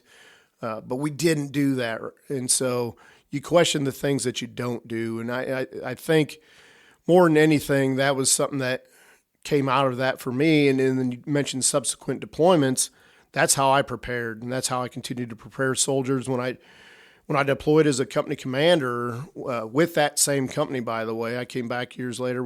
I'll talk the commissioning piece here in a minute, but I had done that mission enough times that I knew, right? And so training soldiers for that, I think, if anything else, I think it helped me better prepare soldiers moving forward after that happened. It would have to, and I'm thinking the soldiers too whenever you get back, now you have probably some new soldiers coming into the unit. They're listening to you because they know. Now, when you came back, how long were you back before you deployed again? So I came back mid-October 2006. No, sorry, 2005, 04 to 05. So October 2005, I come back, I deploy again, and this is the period in which I decided to take my commission. So back in October 2005, I deploy again in, well, really May of 2007. So about 18 months-ish, right? And then, like I said, I commissioned in this time. How did that process go of going from an enlisted guy, because you started off as a private, correct, in that unit, made it up to E6, yeah, and then they come to you, and how did that whole process work? So interesting. We come back, like I said, October 2005, in February 2006. Like you talked about, you get new soldiers, people come in that maybe didn't deploy with you. Well, our company gets a new lieutenant. While we're deployed, he doesn't come forward with us, but he's there in the rear when we get back. So we're back into doing normal unit business, and it was February 2006. So I had decided I wanted to be a warrant officer, by the way. And so in February 2006, I get a lieutenant comes to me, and he's like, Sergeant Barton, he's like, I've been trying to get a hold of you and pin you down for a while. He's like, the commander has tasked me with counseling you about going to OCS. And I was like, listen, sir, I don't need this. And I said, there's a reason why you couldn't find me. I said, I have work to do. I said, I applaud you. Young sir, I'm good here. Well, hey, I really need you to take a look at this counseling and hear me out. So I remember the old counseling form, right? Yes, I do. Yeah. And so he hands it to me. I look at it, and obviously it's two-sided, right? And we always flip it over this way. And so I looked at it, and I was like, hey, this looks really neat. And then I tore it in half in front of him and handed it back to him. Oh, boy. And I was like, hey, sir, you can tell the commander there's my answer on being an officer. Yeah. So, which not the way he thought it was going to go. No, you should have seen his face. It was priceless. Imagine. Yeah. And so, I put in a packet with, to become a warrant officer, and I go through, you get boarded to do that. So I go through the board, and they come out and they go, thumbs up, you're a warrant officer candidate now. I'm like, all right, sounds good. So I'm a warrant officer candidate. This is about May of 2006 now, 3 months after I tore the counseling up in front of the lieutenant. And the battalion that my company fell underneath already knows they're going out the door, and they need people. And so, again, mind you, I'm working full-time at our maintenance shop as like I said, a dual status technician. And my battalion has active guard and reserve positions open. Well, they get a position open for their battalion S3, the operations officer, or in the guard world, they also do all the training business too. So training officer, operations, all that stuff. I get a call from my previous 2 battalion commanders and 2 previous battalion command sergeants major had called me and said, you need to put in for this. You need to request consideration for this position. I said, I'm going to be a warrant officer. I leave for Fort Rucker in October, right? And here we are in May, June timeframe. And so I think about it, and that's I talked to my grandpa, and he said, listen, son, if you're going to do this for a career, you might as well get paid to do it. Absolutely. And so I thought, well, I'm going to shoot the moon here. If I don't get it, I don't get it. I'm on the glide path that I thought was best for me anyhow, right? And I didn't end up as the cattle feedlot manager in Southwest Kansas, but I'm going to be a warrant officer. And so here I go. And so I put in, and I get subsequently, they're like, hey, we want you. Well, it's an officer position. And I asked the question, hey, can I do this as a warrant? And they're like, yeah, absolutely not. And I went, oh, man, so that means I got to take my commission. And Grandpa told me, if you're going to do this, okay, so what's it going to take? Do I need to go to OCS? Do I need to, when's the next federal OCS class? They're like, no, good news for you. You're an E6 with all of your military education complete. You've got a degree, you got a bachelor's degree. They have this thing called direct commissioning program. And so you're going to apply for a direct commission. And so I do go through another board. By the way, I take off my warrant officer candidate rank. I rip that off, put my E6 back on, go into another board chock full of colonels. And I walk out as a second lieutenant, and it was the weirdest feeling I've had my entire career. Here I am, right? I'm 10 and a half years into this journey, and I was at E6. Now I'm in my mind, right? I'm a battle-hardened E6. Sure. And then I walk out of this room as a butter bar, right? Because you know the deal, because you've been there. Right. And so I'm like, every room I walk into with this thing on, everyone's like, all right, don't listen to that idiot, right? And so I'm like, man, this goes against everything I believe, but here I am, and now I've got to own it and live in it. So that is amazing. You walk in as an E6 and out as an O1. Correct. Now you got people saluting you everywhere you go. Yeah. You've got the whole thing. I thought about going over to the PX to fill up on salutes that day, but I decided against it. I'm guessing you went right for your buddies and be like, hey, you see this? You better salute me. Oh, I avoided my buddies. So I had an E6 buddy of mine, and man, he and I were thick as thieves, and he was mad. Boy, you wouldn't believe how mad. He's like, I'll never call you sir. I'll never. And I was like, Matt, listen, we're still buddies, right? Yeah. We're still brothers. Right. We've been in the fire together. It's okay. And I said, remember when we were deployed, we ran across some lieutenants that I'll be honest, and I was like, I can't work for someone like this the rest of my career too. So that was part of what helped me with that decision as well. I was like, boy, this person's going to be my boss for the rest of my career. They don't listen to me now. In a place where they might want to, right? Or have to. Right. I'm not telling you, no one's got a master's degree in experience, right? And so I'm not telling you that I'm the most experienced guy, but I got enough, and I definitely got more than some of these lieutenants, right? And when they don't want to listen, it's tough. And so I think that helped make the decision a little easier. But I'll tell you, the first 18 months as an officer was – because I deployed, right? So I walk out of this room. Now I'm a second lieutenant, and 3 months later, I'm at Fort Sill, Oklahoma, at my first officer course, which was I had a blast. And it's everybody. It's you're mixed in. Obviously, all of our schools they're Army schools, so it's active duty guys, Army Reserve, Guard guys. But at this school, I've got West Pointers. You got ROTC guys. You got folks that just came from federal OCS, and then you got this guy that just did a direct commission, right? And everyone's like, wait a minute, you did what? Were you the only one? No, I was not the only one, thankfully. Yeah. I had a blast, but it was funny watching, again, now mind you where I'm at in age, right? I've already deployed.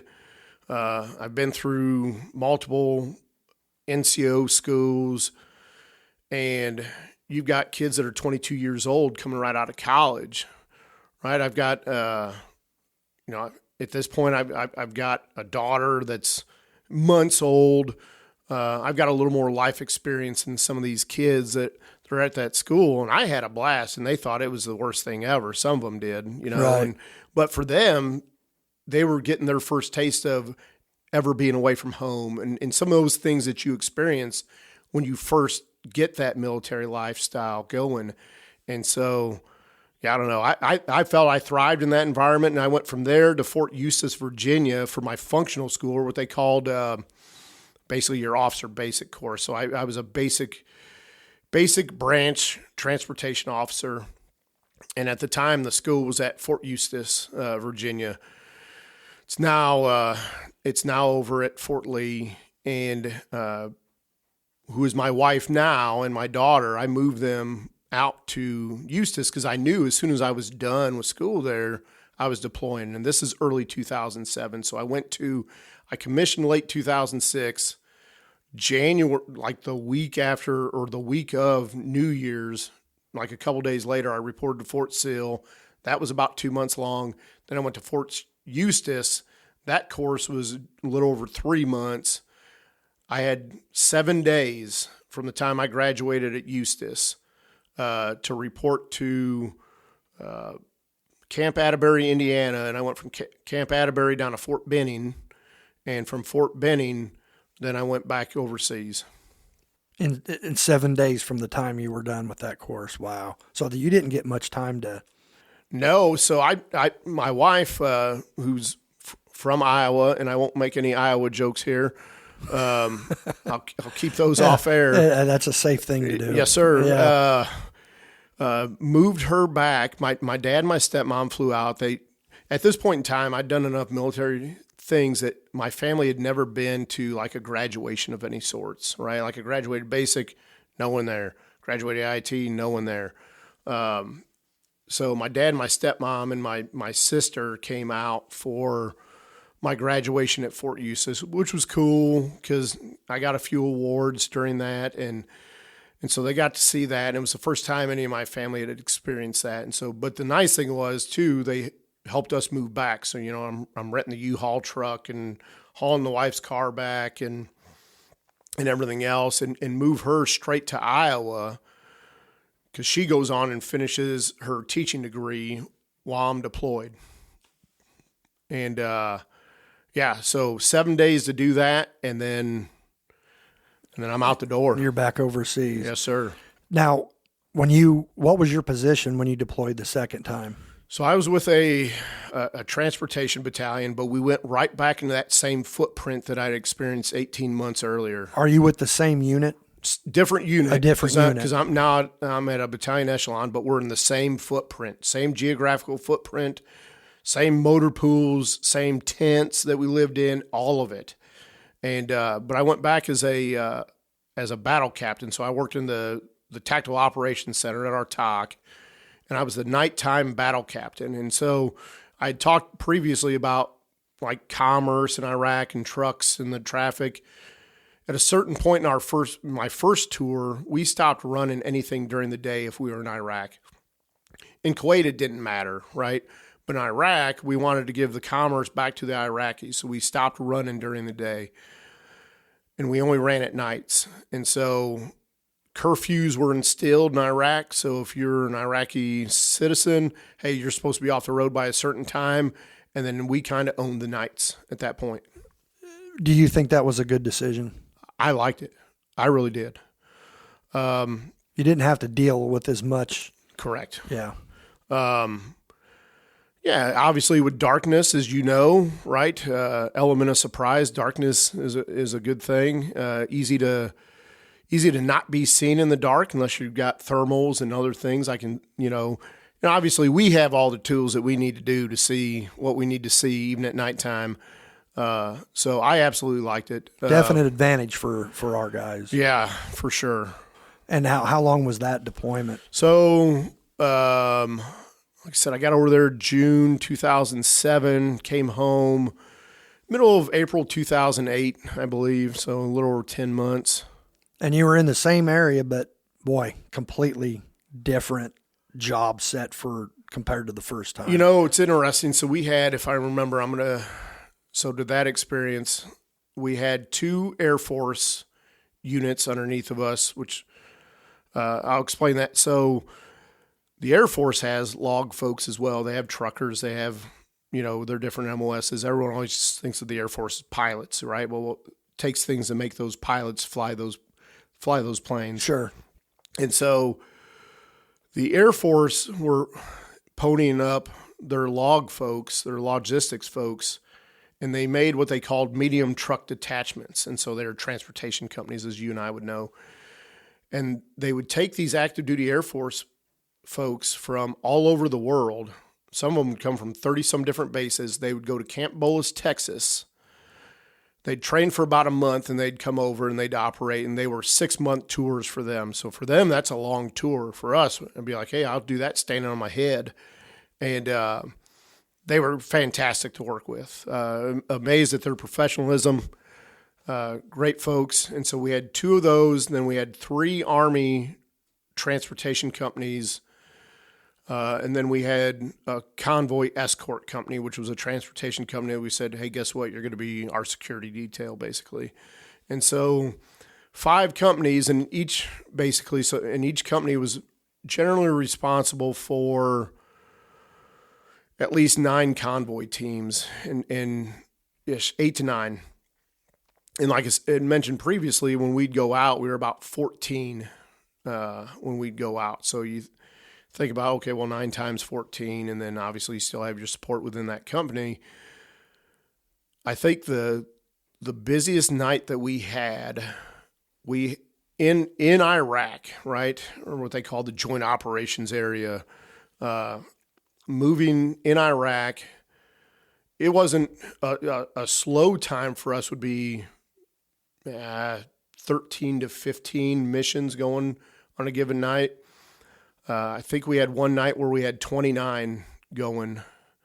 And again, not completely uncommon, because they would come back. When you'd come off mission, most of these missions, they'd get about 24 hours to reset, right? Go do your laundry, do whatever else, do maintenance on vehicles, and they'd pick up a mission. So about 48 hours after they got back, they're rolling again. And so it's just a constant. So to say, hey, we had 29 out at a given time, yeah, super busy and super hectic. And they're all, by the way, take a map of Iraq. We went everywhere. North, south, east, west didn't matter. That is amazing to me to think about. I'm trying to think from a soldier's perspective that are running those missions. They're literally, over the course of one tour, they're going to be running hundreds of missions. But is that fair to say? If they're going every couple days, probably 100 missions or so. Well, some of those missions would take, depending on where you're going. Like if you went all the way up to, say, Mosul, right, up northern Iraq, Tal Afar up in the northwest was, I think, about the farthest that anyone ever went. I never made it there. But that mission to get all the way up there and then back, it might take 12 days. And so, like I said, you live like a hobo minus the shopping cart sometimes.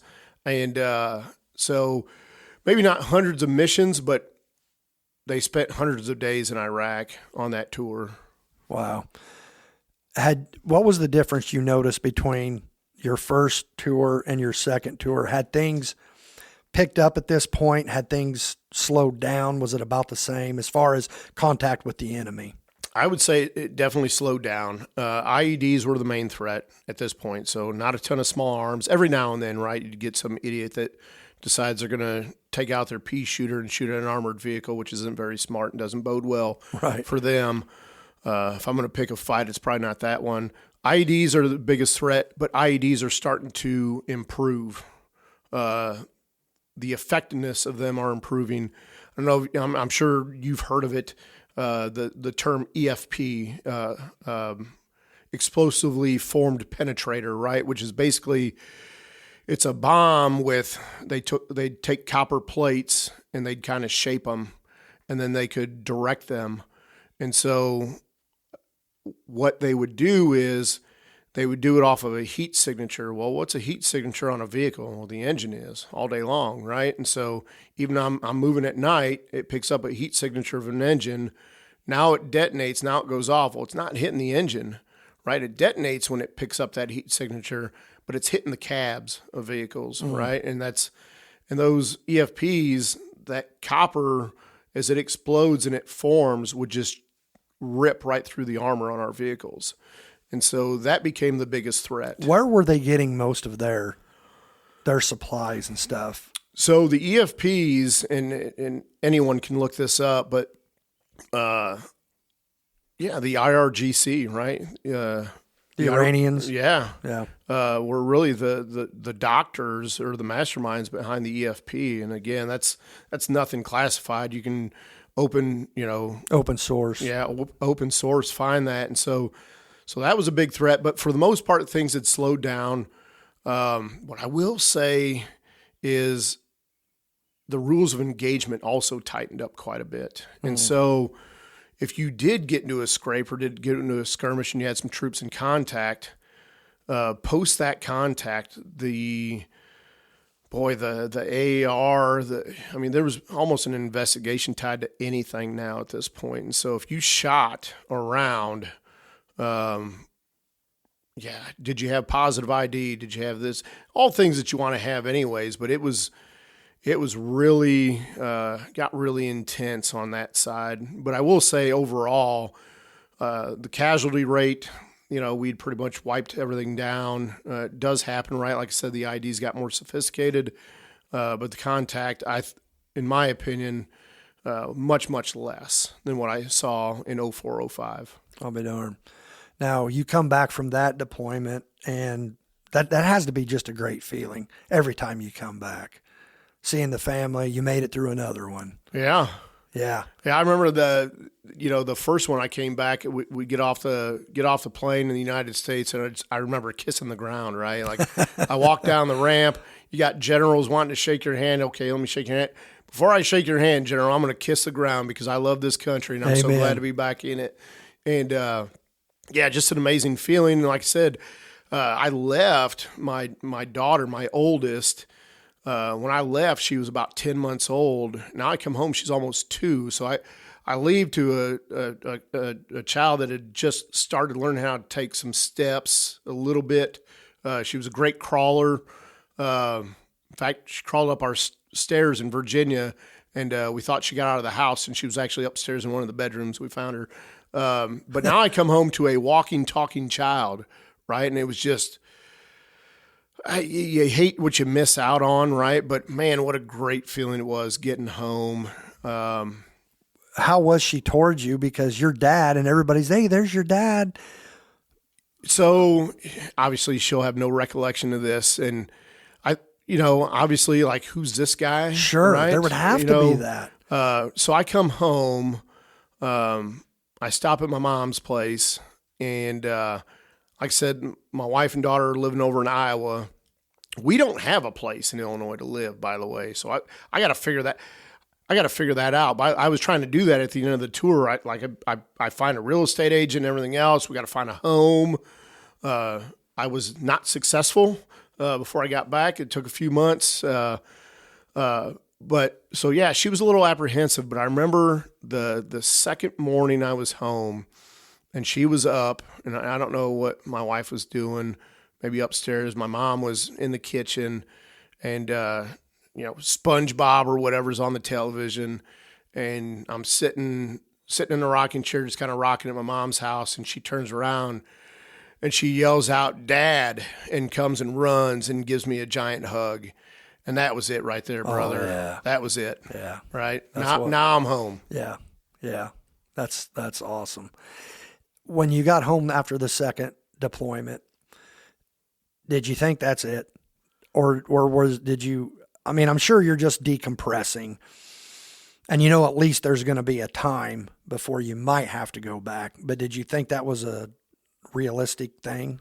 Yeah, I did for sure. I thought, all right, well, I've done not back-to-back tours, right? Like I said, I had 18 months in between, but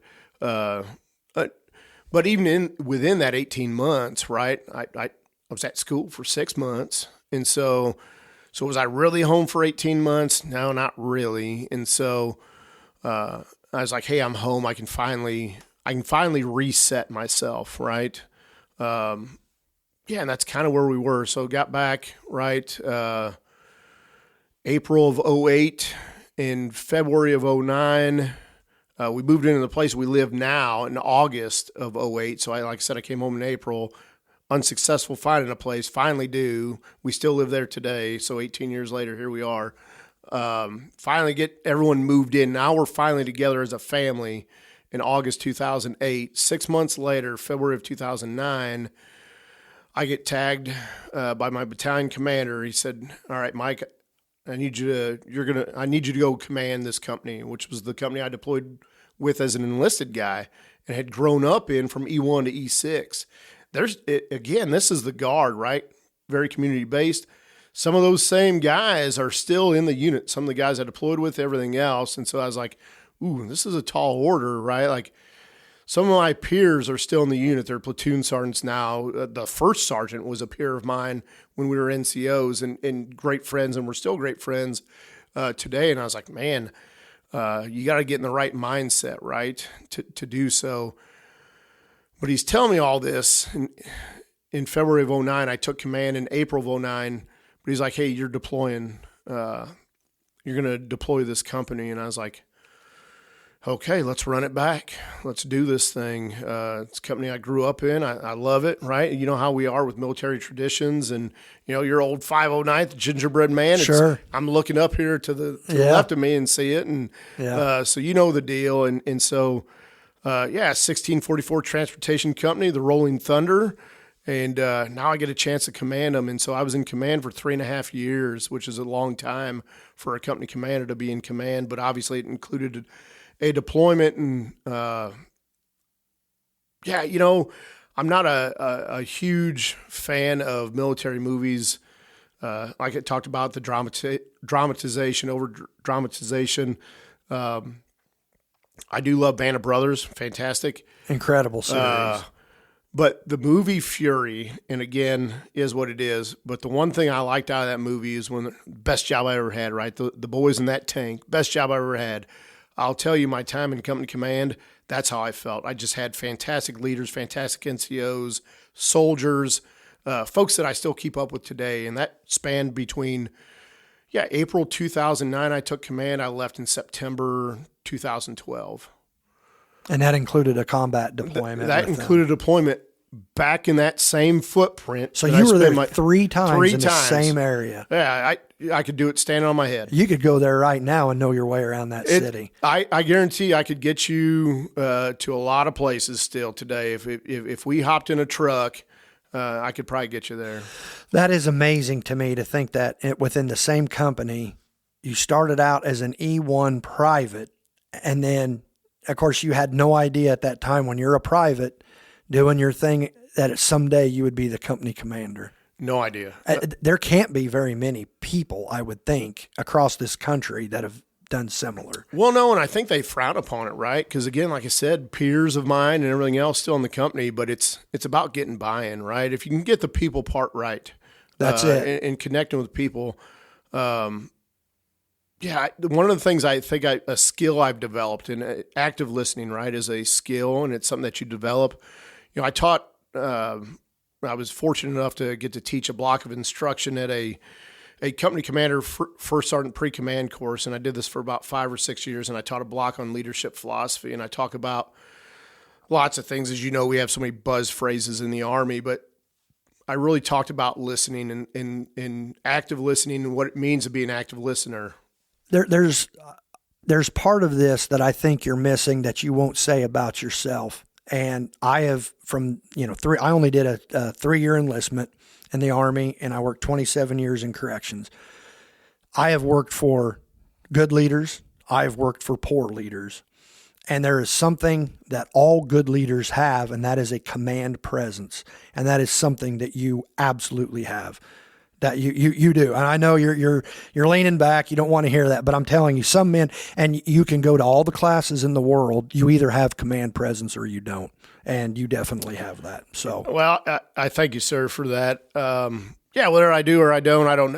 Here's the thing, right? At the end of the day, when I take that green suit off and my commanding general now talks about this, and he's spot on when he says it. He talks about legacy, right? What's your legacy going to be? Here's the thing. We don't get to decide that, right? As leaders, we don't get to decide our legacy. Somebody else does, right? That's right. And so you got to be mindful of what you're doing. And like I talked about, being the active listener. And here's something that I learned. So I've got a son that's 13 years old. And I used this vignette when I would teach that leadership philosophy block is my son, when he was about 4, got into this thing called Pokemon. I don't know. My grandson's into it. Okay. I've got a grandson that's a Pokemon kid. I'll funnel you some cards when I get back home, Josh. So my son's into Pokemon, and he's really excited about something. I can't tell you the difference between a Pikachu and a Squirtle or any of them, right? But he's super fired up about it. And he comes and he wants to talk to Dad about this thing because he's super jazzed about it.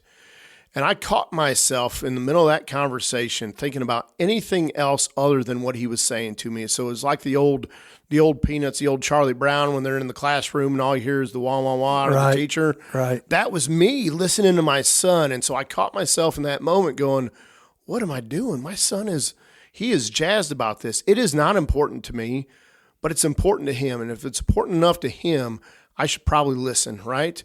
And so that's one of the things that I learned. And mind you, right? So that was only about 9-10 years ago. And so how many times in my career as a leader did I not listen to someone? So I shamed myself in the moment, and I went, I got to do better. And here's how I'm going to do better, right? Even if it's something that's not important to me, I'm still going to listen because it's important to them. In the moment, it's going to be important to me. And that is the mark of a good leader. There's several hallmarks of a good leader, and that's certainly one of them. So you've worked your way up from, well, let's just go the officer route. You come home, you're a captain. Explain from captain to where you're at now. Yeah, sure. So a lot of staff time. Different battalion staff jobs, brigade staff jobs. I was a battalion S3 operations officer. I was a battalion S4, the log officer. I was a brigade S1, a brigade admin officer. Then I came back and I was a battalion executive officer. I did that for a while, which is cool because it's very much they're all leadership positions, right? But XO and commander are kind of nested, right? Like when you're the XO, you're taking the commander's intent and you're running a staff and getting things done that way. Did 2.5 years as a battalion commander. Awesome. I said that being a company commander, I think it was the best job that I ever had in the Army. Best rank I ever had was probably staff sergeant. Really? Just again, like I said, how we operated overseas.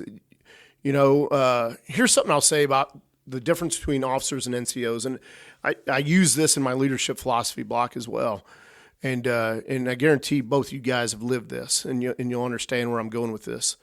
One, we have officers, right? And you have platoon leaders, commanders, like I said, primary staff officers.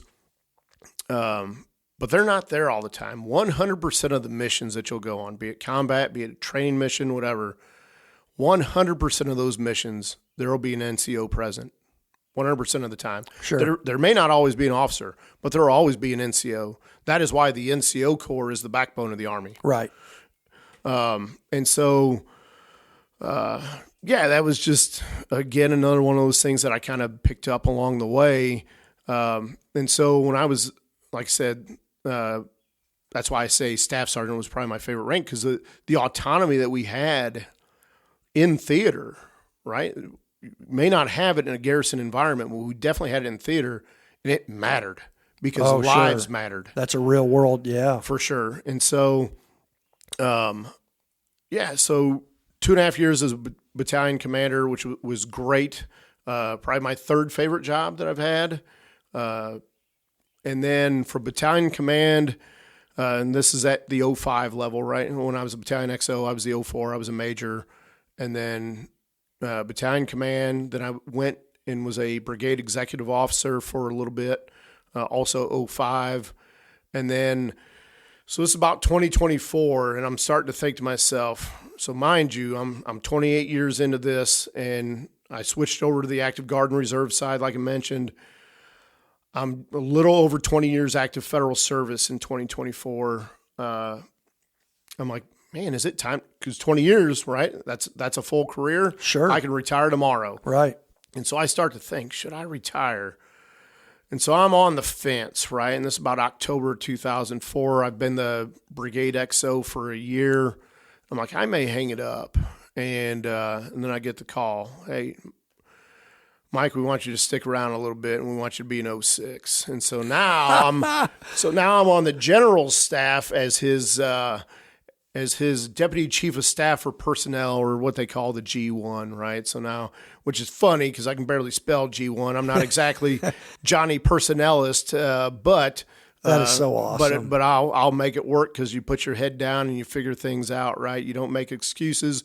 You own it, and I've got a good team and a good group of people that I work with now that make me look smarter than what I really am. That is so awesome to be a full bird colonel. What a journey that you have had. Never would have imagined it.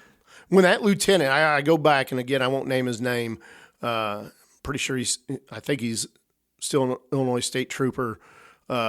But when that lieutenant came up to me in February 2006 and said, "Hey, Sergeant Barton, I really want to talk to you about OCS," and I tore that counseling up in his face, to go from there to here, yeah. What a ride. It's been a great career. I've met the best people I could have ever imagined meeting, so many like-minded folks, and I've seen the best out of everybody. I've worked with, again, all walks of life. We're an all volunteer force, and what I do cherish about the Guard is I got a lot of folks that come in with great civilian skill sets and just varied experiences, right? Like, I'm not going to go down that.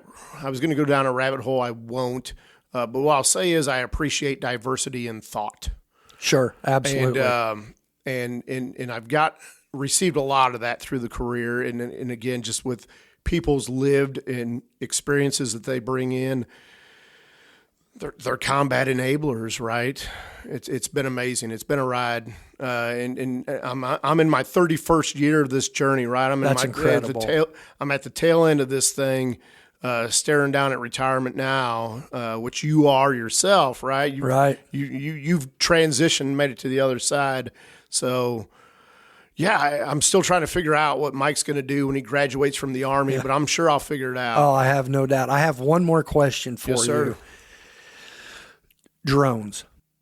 Oh, the drone threat that I see now with everything going on between the Ukraine and Russia, and I've listened to different podcasts where the drone threat comes up. The new way of fighting battle is going to be completely different. Completely, the landscape is completely changed. Great question, and so. About 3 years ago, I was part of a big training exercise called Operation Northern Strike. Happens up in northern Michigan. And I'm a battalion commander at the time.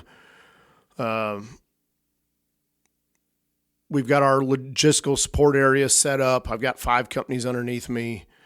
And we did a lot of drone training because as part of the exercise, the enemy had, drone overflight and everything else. And so I got to talk to some generals at the end, and one of them ended up as our chief of staff of the Army, General Randy George. He's since retired now, but one of the things I had commented to him at the end of the exercise is I said, "Sir, my entire career," and so mind you, now I'm 27 years at that point into this journey. I said, on any of my deployments, the one thing I never had to do was look up. I never had to worry about it. And we do now. And how cheap they are. When you see, and again, this is open source, you can go out and find it anywhere.